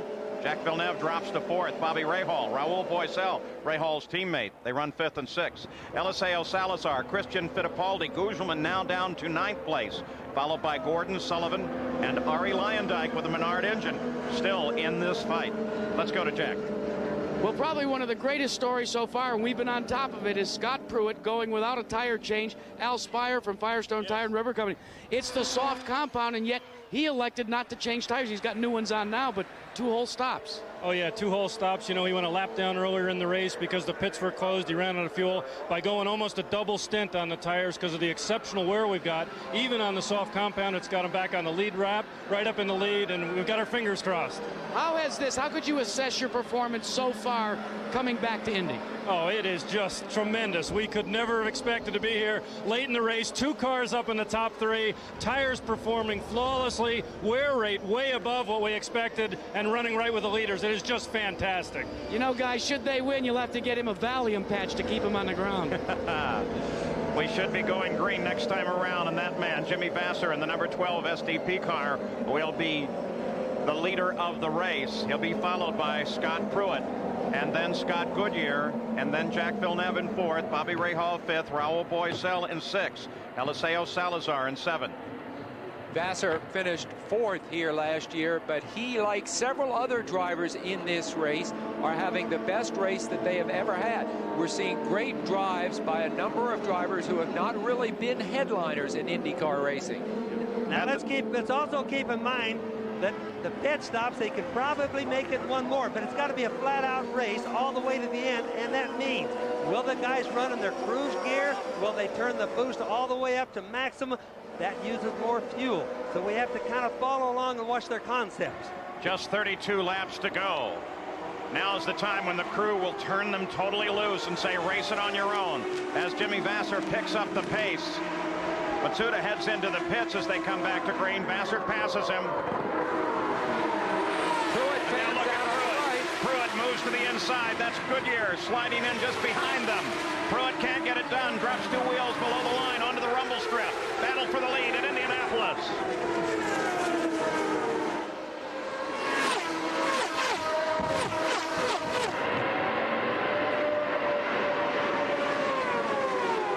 On the backstretch. Pruitt still tries to close, but Vassar now gets up a full head of steam and is rolling.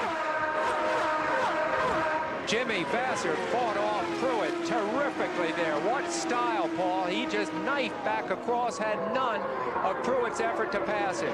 Damn, it looked to me like that might have been a tie right down in the apex of that corner. What?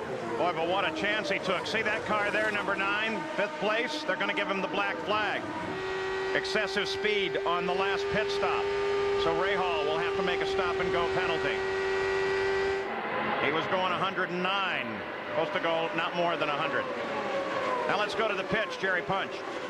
Checking in on what Jimmy Vassar's going to do, guys. Here's the scenario in the Vassar pit. I talked with Tom Anderson. They pitted on lap 156. Whoa, another car into the wall, and it's Vassar. Vassar into the wall. Unbelievable, unbelievable. Every Indianapolis 500 has its own character. There's his crew. Disbelieving. He had such a fine ride going. From feast to famine. That shows what happens, the pressure that you get from the sprint car race to the end. And that's what this race has worked itself out to be. Watching to make sure Jimmy Vassar's okay. The rescue crews are already there. He takes off the wheel. He's disgusted, Paul. He's really disgusted, but I think he's all right. By the way, going back one accident to that of Davy Jones, he climbed out of the car, went in for a routine check at the medical center. Debris all up and down the track now from Jimmy Vasser's impact with the wall. Let's take a look at it. Look how high he is there. Completely out of the groove. There he is, kaboom. He just went into the turn too fast, it looks like, got out of the groove. Once you get out there, especially when the groove is very dirty this late in the race, that's where all the little rubber deals off the tires have gone, all the little trash. Look at him going out there, kaboom, right into the wall there. It's just too loose out there. The guys have to stay in the groove. So the leader of the race crashes. Jimmy Vasser, as he was anticipating to stop. Scott Pruitt picks up the lead. Let's go to Jerry Punch. We're with Tom Anderson, the team manager for Ganassi Racing, and Vasser. I tell you what, Tom, what happened out there? Sound like Jimmy just said he got it up, and I guess Pruitt was down underneath him, and Jimmy was up on the high side, and he got the right side tires in the gray, and she just wouldn't hold on, so it got away from him. He made a heck of a move on the restart to hold on to his position. You guys were ready to roll the dice on that fuel and possibly try to steal one here. Yeah, we kind of jumped out of sequence a couple of sessions ago, and we were playing our own card game, but it looks like it didn't pan out today. That's Tom Anderson, the team manager for Jimmy Vasser. So Vasser is the leader of the race, catches the wall out of the race. Caution is on once again at the Indianapolis Motor Speedway, and Scott Pruitt will be the new leader.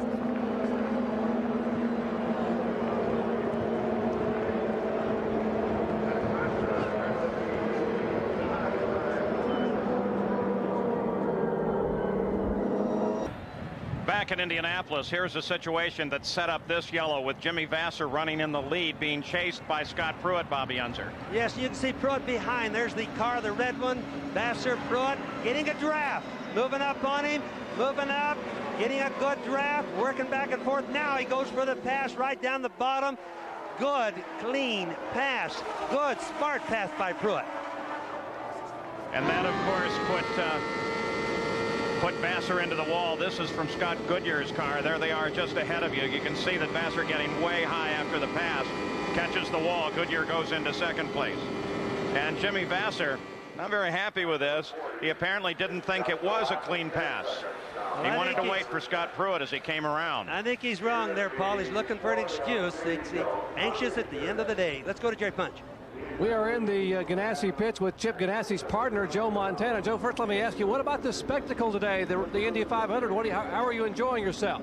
Oh, I've been having a great time. And, you know, it's a great learning experience for me and also having a lot of fun with it. Chip and with Target and everyone, it's just been great. Jennifer and I, and we were having a blast. Can't wait for the next one. Now, you almost had a shot at victory lane that Vasser could hang on, but that incident a moment ago, he was not a happy camper when he climbed out of that car. He didn't look very happy. We couldn't really tell what happened here, but we got one of the guys on the way back to the hospital. He looks like he's okay. I hope that he is. We still got a car running with Brian, so we still got our hopes in there. Well, the hopes are still up here, but however, Brian Hurta's car has come to rest in the pits and is now shut off. Paul? Well, still under yellow now. Scott Pruitt is the leader. Bobby Rahal was assessed to stop and go under this yellow flag. So Scott Pruitt is the leader, followed by Goodyear and Villeneuve. The Chevrolet Corvette pace car already accelerating as we're ready to go back to green flag racing. It'll be a 24-lap sprint to the finish. Everybody's made their stop. Shouldn't be another reason to head into the pits. It's Scott Goodyear out in front, or it's Scott Pruitt out in front. Scott Goodyear right behind him. Jack Villeneuve in third, and Raul Boesel is fourth, followed by Christian Fittipaldi and Eliseo Salazar. And here we go. This should be a run to the 500th mile. As immediately Goodyear tries to make a move and gets it done as they cross the line. Pruitt drops right into his slipstream. He absolutely drafted him. I saw it coming. He laid for him. Scott Pruitt was slow on the gas. What a better thing. You can bet Pat Patrick is going straight in the air right now. Goodyear has the more experience, especially in 500 milers of the two. Of course, he's won 2 500 milers. Pruitt's best finish here, a 10. So Scott Goodyear, the Honda Power, moves into the front. Both men have crew chiefs urging them on that have won the race. Jim McGee, representing Scott Pruitt, has won it 3 times. Steve Horn for Scott Goodyear, has won it once, back for Rahal in 1986. Everybody has to understand these cars don't accelerate the full speed equally, so any run that you can get another car at a start is going to give you like a 10-mile-an-hour gain at the end of the straightaway. I think that's one of the key differences too, Bobby. You're looking at two different engine packages here that accelerate at different rates. That may have also helped Scott Goodyear. Remember, that Honda turns more RPM than the Ford does. The Honda is leading right now. The Ford is running to second. Both cars are Firestone, but the Honda turns more RPM, which means it gets more wheel torque than the other one does. From time to time, you get a feeling for all the debris that's on the course. Something like that could pop into the front of one of these coolers, one of the radiators on the car, and that could let an engine go. Look how dirty it is up there off of turn one. But you can bet you that Scott Pruitt is thinking of everything he can do. He doesn't have much time left. The difference between winning and second place is everything. Goodyear's 24-year tire winning streak here on the line right now with Firestone, as you said, Bobby, running 1-2. We watch the leader. Third place is Villeneuve, despite a 2-lap penalty very early on in the race. 223 miles an hour last lap. Awesome. Those are the fastest laps run thus far. Scott Goodyear, who did not have a ride at the beginning of this season, picking up here with the Tasman team. This is his first race of this year. Now remember, Scott Pruitt, following Scott Goodyear there, is running in dirty air. He's trying to figure out a way to pass. He's going to try low, high, everything and going. I'm getting really excited myself. Battle at the front of the field. That bright yellow car, number 24, that's Scott Goodyear. He's the leader of the race. The red, white, and blue car directly behind him, the 20 car, that is Scott Pruitt, first and second. Goodyear, of course, a part-time driver this year, has won 2 500s, both of those at Michigan. Scott Pruitt spent last year testing the Firestone tires just so he could be ready for this run this year. Third place is the 27 car of Jack Villeneuve. And remember that Goodyear, as we showed you right at the start of the show, was second in the closest finish ever here at Indianapolis behind Al Unser Jr., 43 thousandths of a second. You can watch that Scott Goodyear zigzag trying to break the draft for Scott Pruitt, but Pruitt stays right behind him. Wherever he goes, he stays in his draft. 20 laps to go. This is a straight fight to the finish. 20 laps to go. 2 evenly matched cars. 2 great drivers, both with high expectation. But Sam, what does history tend to show us? Well, of course, it points to Scott Goodyear's experience in matters like this. You just mentioned the fact that he came up just that bit short to little Al 4 years ago.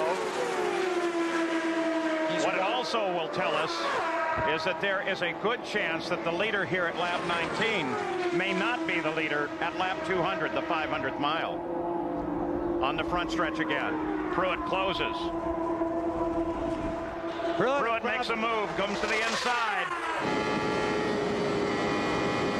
Pruitt is probably sitting there tuning his valve or his blower pressure just so it doesn't set the pop-off valve off. Get maximum horsepower. And I know he's already running in his race gear or his fast gear. Scott Pruitt took all of his life savings back in 1988, bought himself an Indycar ride, rented a ride at Long Beach, made quite an impression, got a regular ride, and then in 1990 he had a terrible crash, almost ended his career. Many people thought he wouldn't be able to walk. He fought back from that, and now you see him here. And just remember, Scott Goodyear's been through this with little Al already at the end of the race. He's thinking, what did little Al to beat me? And he's going to be doing the same thing. Scotty's one of the nicest drivers here, Scotty Pruitt. 2 Scotts here. Pruitt, during the Gulf War, we went out on the carrier, the Theodore Roosevelt, and he really appreciated the time to go out there. We just noticed in the news this week that carrier has been sent back to the Adriatic.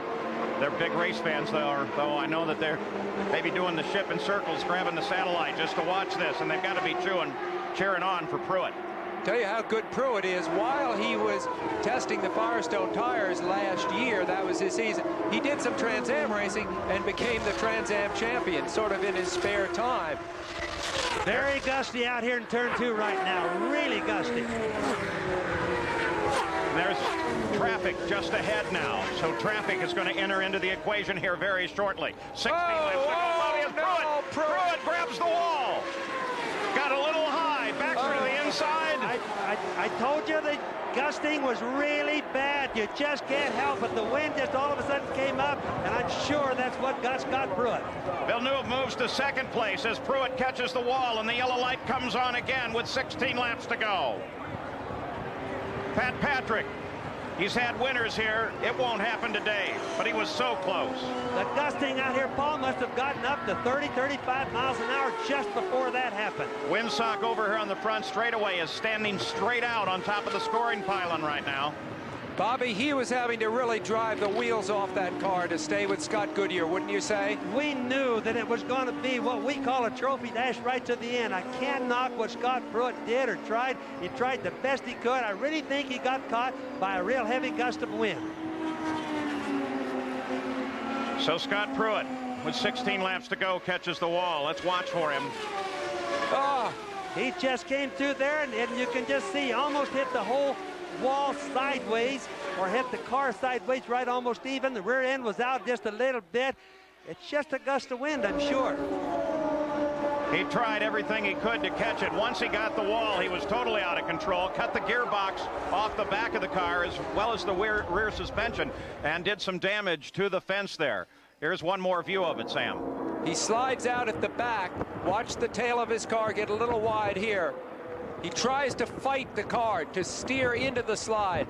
It's too late. He runs out of track. Almost verbatim what happened to Emerson Fittipaldi last year. Almost the same thing, the same way.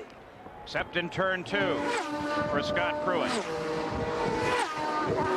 And there he is as he catches the wall and slides on along it. Let's go to Jack Arute. Well, Pat Patrick, this is not the way you wanted your Indianapolis 500 to end, but did Scott say what happened? He's racing with Scott Goodyear and lost it and hit the wall. Scott is fine. How about you? What are the emotions for you? It's been a roller coaster today. Well, it's been a good race. We got in trouble with USAC officiating and got us, behind a lot. We made that up on our pit strategy. And Scott drove a great race. I just hope something broke on the car. Let's check in with Jerry Punch. Actually, it's on the other end. Gary Gerald here, Jack, and Steve Horn. We were asking him about his concerns. He's talking with one of the USAC officials. Steve, now, how do you play this, going the distance, and what concerns? You mentioned the car's been running a little hot. It's probably been running 5 degrees hotter than we'd like, but I think it's okay. I think that last accident, Scott Goodyear nearly lost it himself. There was oil in turn 2, and I think that's what got Pruitt. Scott Goodyear said he nearly lost it as well. Now, Villeneuve, I believe, has the fastest lap of the race thus far. Have you got enough muscle to hold him off? I think we're about to find out. How about that New Zealand charm that you've been carrying this weekend? You got it right here? Here it is. I hope it works. There's the sock. All right, Jerry. And Jimmy Vaster just stepped out of the hospital. Jimmy, first of all, good to see you're okay, but what happened out there? Pruitt went in on the inside quite a bit later than I thought he would, but I had to give him a little room and got a little bit out in the marbles, this softer compound where everybody's tire wore this year. Offline is terrible marbles, and there was absolutely no grip, and I just slid straight up into the wall. So, Chip Ganassi team did a great job all day long, put me in a real best car I've ever had, best chance I had to win the Indy 500, and I feel bad for my sponsors, Target and STP, but hopefully we'll be back with them again next year. That's Jimmy Vassar. Paul? Yeah, sounds like an accurate description. The winds are gusting over 30 miles an hour now, as we'll come back for the closing lap with Scott Goodyear in front. Back in Indianapolis under caution, 187 laps complete. The Goodyear Blimp Spirit from Akron, Ohio. And cameraman Richard Morkel have provided the great aerial coverage that we have had here today. She's still up there, and the sky is still nice and blue. They've really lucked out with the weather here today. Tony George has inherited his grandfather, Tony Homan's luck with running a nice, clean, clear race. Well, we're getting gusts over here over 35 miles an hour now. All right. Here's one more look at the situation with Scott Pruitt. He's the car there on the right edge of the screen. He's chasing Scott Goodyear coming into turn 2. And see, Bobby, he was in trouble on the approach into the apex of the turn. Well, that's what happens when you have that bad wind, but boy, it's a bad wreck. Second place is Jack Villeneuve. Here's Jack Arute. And the second place team manager and owner is Barry Green. Does he have anything for the run to first place? Well, Jack, we're going to wait and see now. I mean, we're pretty excited about being back up here after our fight to get back after being 2 laps down early in the race. The whole team, the players' team worked real hard. Well, what do you tell them? What do you tell them before they drop the green flag? Well, we've had a good talk to him. He knows who's in front of him, who's behind him, and he's just hopefully the track will come to us. He's getting ready for the start now, Jack, so I'm going to go back and join him. He doesn't have any lucky socks, guys. He's just got his fingers crossed. And look at this. The first 4 cars are right together on the track, approaching the 500th mile. All 4 are right together. There's Goodyear, that bright yellow car. That blue and white car. That's the second place car. Now remember, Scott Goodyear against Al Unser Jr. in '92 by just inches. He lost to Little Al. Now this may be his day. That was the closest finish in history. Villeneuve, on the other hand, let's not forget, was Rookie of the Year last year and finished second. So there they are lined up, first through fourth. It will be a sprint to the finish. 12 laps to go. They're going to keep them out. 1 more lap. The crowd, for the most part, on its feet. 4th and 5th are right there as well. Rahal, Gugelman, as the emergency vehicles are trying to clear the race course now so we can get back to green flag racing. Boy, this is going to be something as we go to the final 12 laps. Later this summer here on ABC Sports, NASCAR returns here to the Indianapolis Motor Speedway. Jeff Gordon will defend his title at the Brickyard 400. That's live Saturday, August 5th, here on ABC Sports. All right, now, here's the situation. We have everybody that matters in this race, the first 4, right in contact with one another. There they are. Scott Goodyear in front. It'll be 10 laps to go. When we come back, just a simple 25 miles when we come back to green flag racing, a sprint to the finish. So far, the question about the engine, the Honda in Goodyear's car, has been answered. It has been very powerful thus far. Competition between the tire companies, again, those questions being answered with Goodyear on Firestones here in front. And talking about wide open competition, it's been unbelievable here today. Scott Goodyear may be on his way to a win at the Indianapolis 500. We should go green after this. Paul, when you asked me to handicap the 2 drivers before, Scott Goodyear, Scott Pruitt, we talked about their relative experience. And in fact, it was the least experience of the 2 that had trouble. Once again, to compare them in experience, it's Scott Goodyear with 6 years of racing here, Jacques Villeneuve in his second. So a veteran, a sophomore, and 2 rookies. There's Leslie, Scott's wife, as she watches on. They live now here on the north side of Indianapolis. He is Canadian. If he can win, be the first Canadian to do so. But remember, Villeneuve is also Canadian. And Salazar, then Fittipaldi. He blew the base car right off. No, that can't be right. Can't do that. Base car was too slow, Paul. He needed to get a run. But they gave him the green flag anyway. Dwayne Sweeney is waving the green flag. Goodyear got a run on the pace car. I think it was only a normal deal. The pace car just wouldn't accelerate. He just went too slow. Jack Villeneuve was not anticipating that. And as a result, Goodyear got a good run on him. Now that's Arie Luyendyk that's moving in there. He is not part of this battle. Luyendyk runs in 8th place, a lap down. But now he pokes his nose into the fight. That was a savage setback for Villeneuve. Scott Goodyear going into turn 3 had to get moving. He couldn't wait any longer. Otherwise, the same thing would have happened to him that happened to Scott Pruitt before. And Rahal got around Salazar on that restart as well. And that puts Rahal up into the fight. The green car in the center of the screen is Eliseo Salazar, who's running in 3rd. Now that's Christian. No, that's Christian Fittipaldi. My apologies. Rahal right behind him. Salazar sitting just behind Rahal. Yes, also in a green car. Has dropped back suddenly. 9 laps to go. Wow, Fittipaldi in trouble in that car for a second. The track conditions, Bobby, must be terrible. They are. They're slippery, but remember, the gust comes up and goes down. If one lap we have gust, next we don't. Oh, no. The officials are now reporting they're going to show the black flag. to Scott Goodyear, the 24 car. You're on board with him now. They're going to show the black flag to the leader of the race. Stop and go penalty because he passed the pace car before the green. Scott Goodyear is about to lose the Indy 500 on a penalty. A black flag, stop and go. And look at Leslie.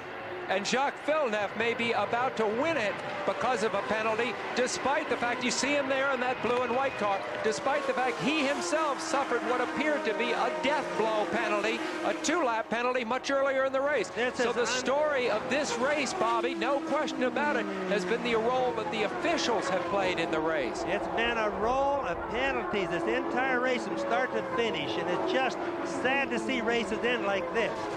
A Canadian has never won at Indianapolis. There are two leading. One is due in the pits to acknowledge the black flag any moment now. This will so propel Jacques Villeneuve's career forward. You will see Formula One teams make million dollar offers, huge offers for his talents for next year. Will he go? That's up still in the air.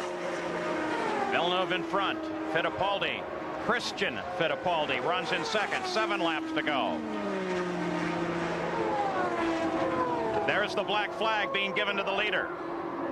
And we talked about the changing of the guard. Here is a sophomore, second-year man running first, and a rookie running second. But a really good man right there. Villeneuve has really done a good job. Penalty down 2 laps today. Now leading the race, could possibly win. Unbelievable drive. Last time that a driver won in his second start, should Villeneuve do it, was Rick Mears, 1979. Is that a prediction of what this driver may be? Scott Goodyear is ignoring the black flag now. He has not yet turned in. Christian Fittipaldi, he runs second. A rookie. Ray Hall is third. He's probably having a hard time believing it. If I were him, I would too. It's such a sad thing. But it can only add to the penalty if he doesn't answer it, doesn't Bobby? He can't really stay out there hoping that they'll change their minds. Oh, you're certainly right there, Paul. According to them, he did break the rules. It's just sad to see something like that. Pace car should never be figured in to a race win. Jacques Villeneuve running at 207.4 miles an hour on the last lap. 5 to go. Car 27, the number his father carried in Formula One. That's Arie Luyendyk staying right there with him. Luyendyk is a lap behind the lead, running in 8th. Villeneuve knows that he's not in the contest with Luyendyk, so he's not going to pay that much attention to it. He's more worried about keeping his car on the track, worried about the wind gusts, things like that right now. Now, despite the fact that the black flag has been displayed, they've not yet taken an action with regard to Scott Goodyear. The USAC computers have been showing him at the top of the order, but now they're beginning to flash a warning on their computers that they are updating the field and moving Goodyear out of the lead of the race. The leader is now officially Jacques Villeneuve with 4 laps to go. Second is Fittipaldi. Bobby Rahal runs in third. Salazar is fourth. Gugelmin is fifth. And Goodyear has been moved down to 7th place. Rahal chasing Fittipaldi. Battle for second. 3 to go. Rahal, too, battling the vicissitudes of officialdom today. Coming back from that stop and go, which he was luckily able to make under the yellow, now battling for second. Fittipaldi on the left in that car, which if you look straight down on it from the top, looks like a Brazilian flag. If you look straight down on that green and blue and yellow car. Eliseo Salazar, the 7 car from Chile, now closing on Rahal. He's in the fight too. Also got to keep in mind, these guys have tires that are not quite as sharp. They've run these cars right now just as hard as they can be run. So adhesion to the track is a little bit scary sometimes. There's Salazar in that yellow and green car going by. An experienced road racer, Eliseo Salazar, coming out of IMSA. Driving for Dick Simon here. A very, very fine performance for him today. 40 years old, a very veteran driver, but a rookie here at Indianapolis. No one has ever come from 2 laps down to win the Indy 500. The youngest winner thus far in the history of the race was Troy Ruttman. Now, Jacques Villeneuve will be looking at a white flag and one final lap, a final 2.5 miles. An unbelievable run. The story will be told that Jack Villeneuve went 2 laps down on a penalty and fought his way back to the front of the field, across the South Chute for the final time in front of Bobby Unser. Going by us, and he's looking really good, Paul. No problems. Ari Leyendijk staying right there, wants to get in that winner's picture. Jack Villeneuve on the backstretch. The magnitude of his achievement. Listen to the roar of the crowd. Back from 2 laps down. Only his 2nd year. One more turn. The first Canadian on his way to winning the Indianapolis 500. Jack Villeneuve on the home stretch. And the 79th Indy 500 has been won by Jack Villeneuve as Ari Leyendijk screams by on the outside. The young Canadian has taken the win. There's second place, Christian Fittipaldi. Third place is Bobby Rahal. Eliseo Salazar finishes in 4th. Robbie Gordon comes across the line in 5th place. And look at the despair of Leslie Goodyear. The jump on the pace car cost Goodyear the 500. Let's go to Gary. Barry Green, tell me the emotion of coming from 2 laps down to win the Indy 500. What a fight. What a driver. I mean, geez. Have you ever seen anything like this in your long career? We just won the first 505-mile race, huh? I got to get down to Victory Circle. What was the thought when the black flag came out for Scott Goodyear? You know, a bit of bad communication maybe on our part. We should have made him aware he's in P1, but we're going to get down there and enjoy it. Thanks, guys. Savor it. Barry Green's on the run to victory lane. Jack will be there momentarily. Christine Horn consoles Leslie Goodyear. Christine is the wife of the team owner, Steve Horn. So close, and yet so far away. This was perhaps even closer than the closest finish ever. There's the restart as he screamed past the Corvette pace car, and once he was passed, Villeneuve actually slowed down, kept it legal, almost cost him the position as Fittipaldi moved on him. So the race has been won, and Jacques Villeneuve is the winner.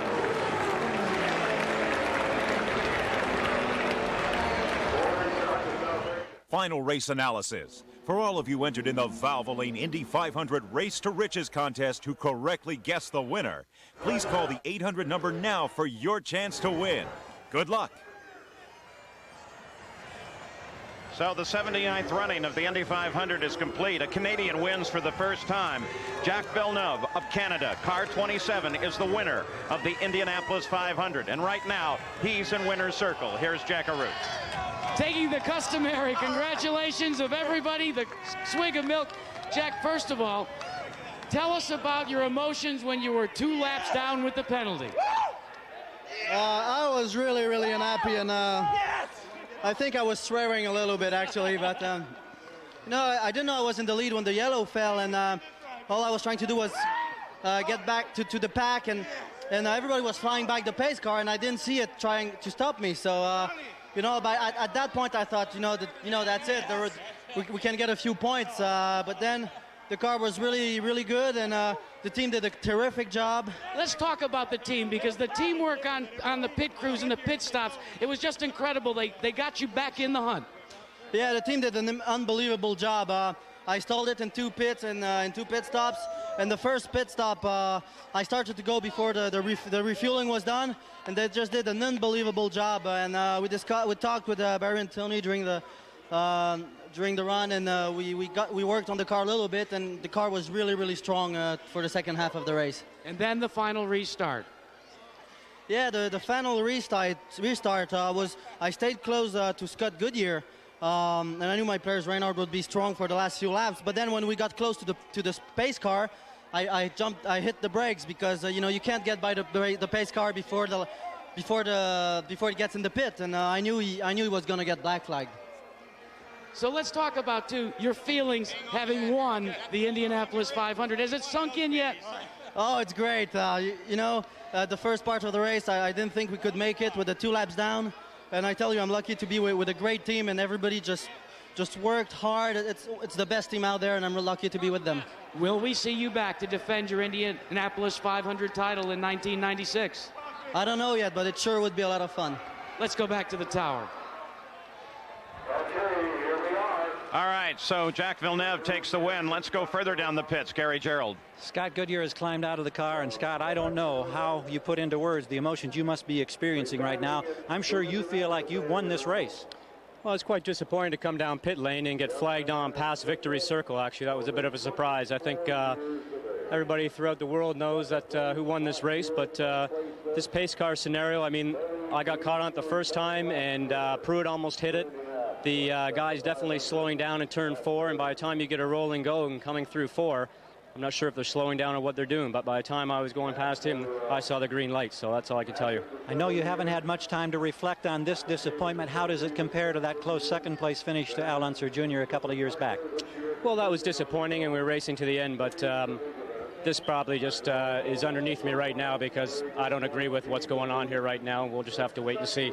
Did you see the green light? Did you have any feel for your relationship to the pace car when it went green? When I was going past the pace car, the next light I looked up upon was green, and that's all I need to go by. And then was there any, did you acknowledge the black flag at all? Was there any consideration when you were talking with Steve Horn? Nope, none from my side whatsoever. And I was staying out because in my eyes it was perfect, and if I came in and we found out that I didn't make a mistake, then what are you going to do? You don't get it back. Steve, is there any way that you will try to pursue this? Will there be a protest filed? We have to look at the video. I think the key part of this is USAC have already reversed one decision today. Jacques Villeneuve did actually get a 2-lap penalty for passing the pace car already and has had that reversed. So I think USAC, we have to go to USAC and look at the videos. It's very clear what happened and who won this race. So we just have to get the decision reversed. Now, you say that Villeneuve had it reversed. We thought and our picture seemed to indicate he made up those laps on the racetrack. You don't see it that way? No, he had a 2-lap penalty and the decision was reversed by USAC to our understanding. Well, race control is saying that they did not reverse that decision. We'll let you take that up with them. Thank you, gentlemen, for your time. Jack? Well, the man that comes home, a tough drive today, and you seem not to be as pleased as you should be for this type of a finish. Well, they black flagged us. And our telemetry showed us at 91 miles an hour, and they said 109 on the pit exit, which is just total balderdash. You know, and it's amazing they'd ruin a race for that. But Miller car ran great all day long. Pit stops are great, even with me blowing one. My crew did a super job, and the car handled good, just wasn't quite great. Now, what about the situation, you may remember it or may not, that you were running with Robbie Gordon, and all of a sudden it looked as if you waved Robbie Gordon by. What was that all about? No, I didn't wave him by. I was asking him to go forward, make sure we packed up. Paul? All right, so a lot of disappointment here at the conclusion of the 79th running of the Indianapolis 500-mile race. All right, let's update you on some of the drivers that were injured today. Stan Fox still listed in serious condition but is out of surgery at Methodist Hospital of Indiana. Scott Pruitt was taken to Methodist. They wanted to make sure that his chest was okay, and they gave him a chest x-ray. He's still there. Scott Sharp also went to Methodist, and he had bruises and contusions of his left arm. He has now been released. So the most serious accident of the day was right there on lap number 1. And Stan Fox got down into the grass. Looks really like something must have broken on that car. Almost head on into the wall. If we have any update on the condition of Stan Fox, we will give that update report during the Ladies Skins, which follows our coverage here at the Indianapolis 500-mile race. So next it is the J.C. Penney LPGA Skins game. The final results for the 79th running of the Indianapolis 500. Not official yet, but Jacques Villeneuve is the winner. He's the guy sitting in the winner's circle. Goodyear tires on his car. Rookie Christian Fittipaldi in second, then Bobby Rahal, Salazar Gordon, and Mauricio Guzman rounds out the top 6.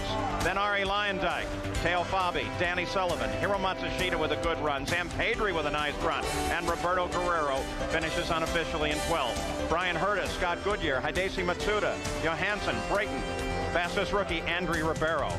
In 19th place, Scott Pruitt was running right there at the front toward the end. We told you, history tends not to favor a leader toward the end. So there they are, the unofficial results of the Indianapolis 500-mile race. Now, let's go down to Christian Fittipaldi and Jerry Punch. And Christian, you drove like Uncle Emerson today. Congratulations on a second-place finish. Yeah, I'm very, very happy because it was a difficult month for me, especially the first week. We just couldn't get the car up to speed. And it was a long race today, and I think everything worked out right. Only a little bit upset because the car was perfect balance up to half race distance, and I had the same pace as the leaders, and then after that, I don't know for what reason, it was oversteery all the way through, but nevertheless, it was a fantastic race. Jacques did a fantastic job, and I think he really deserved to be up there. Paul? All right, next time we see you here at the Indianapolis Motor Speedway will be for the Brickyard 400, the first Saturday of August. I'm Paul Page. So long for the 79th running of the Indy 500.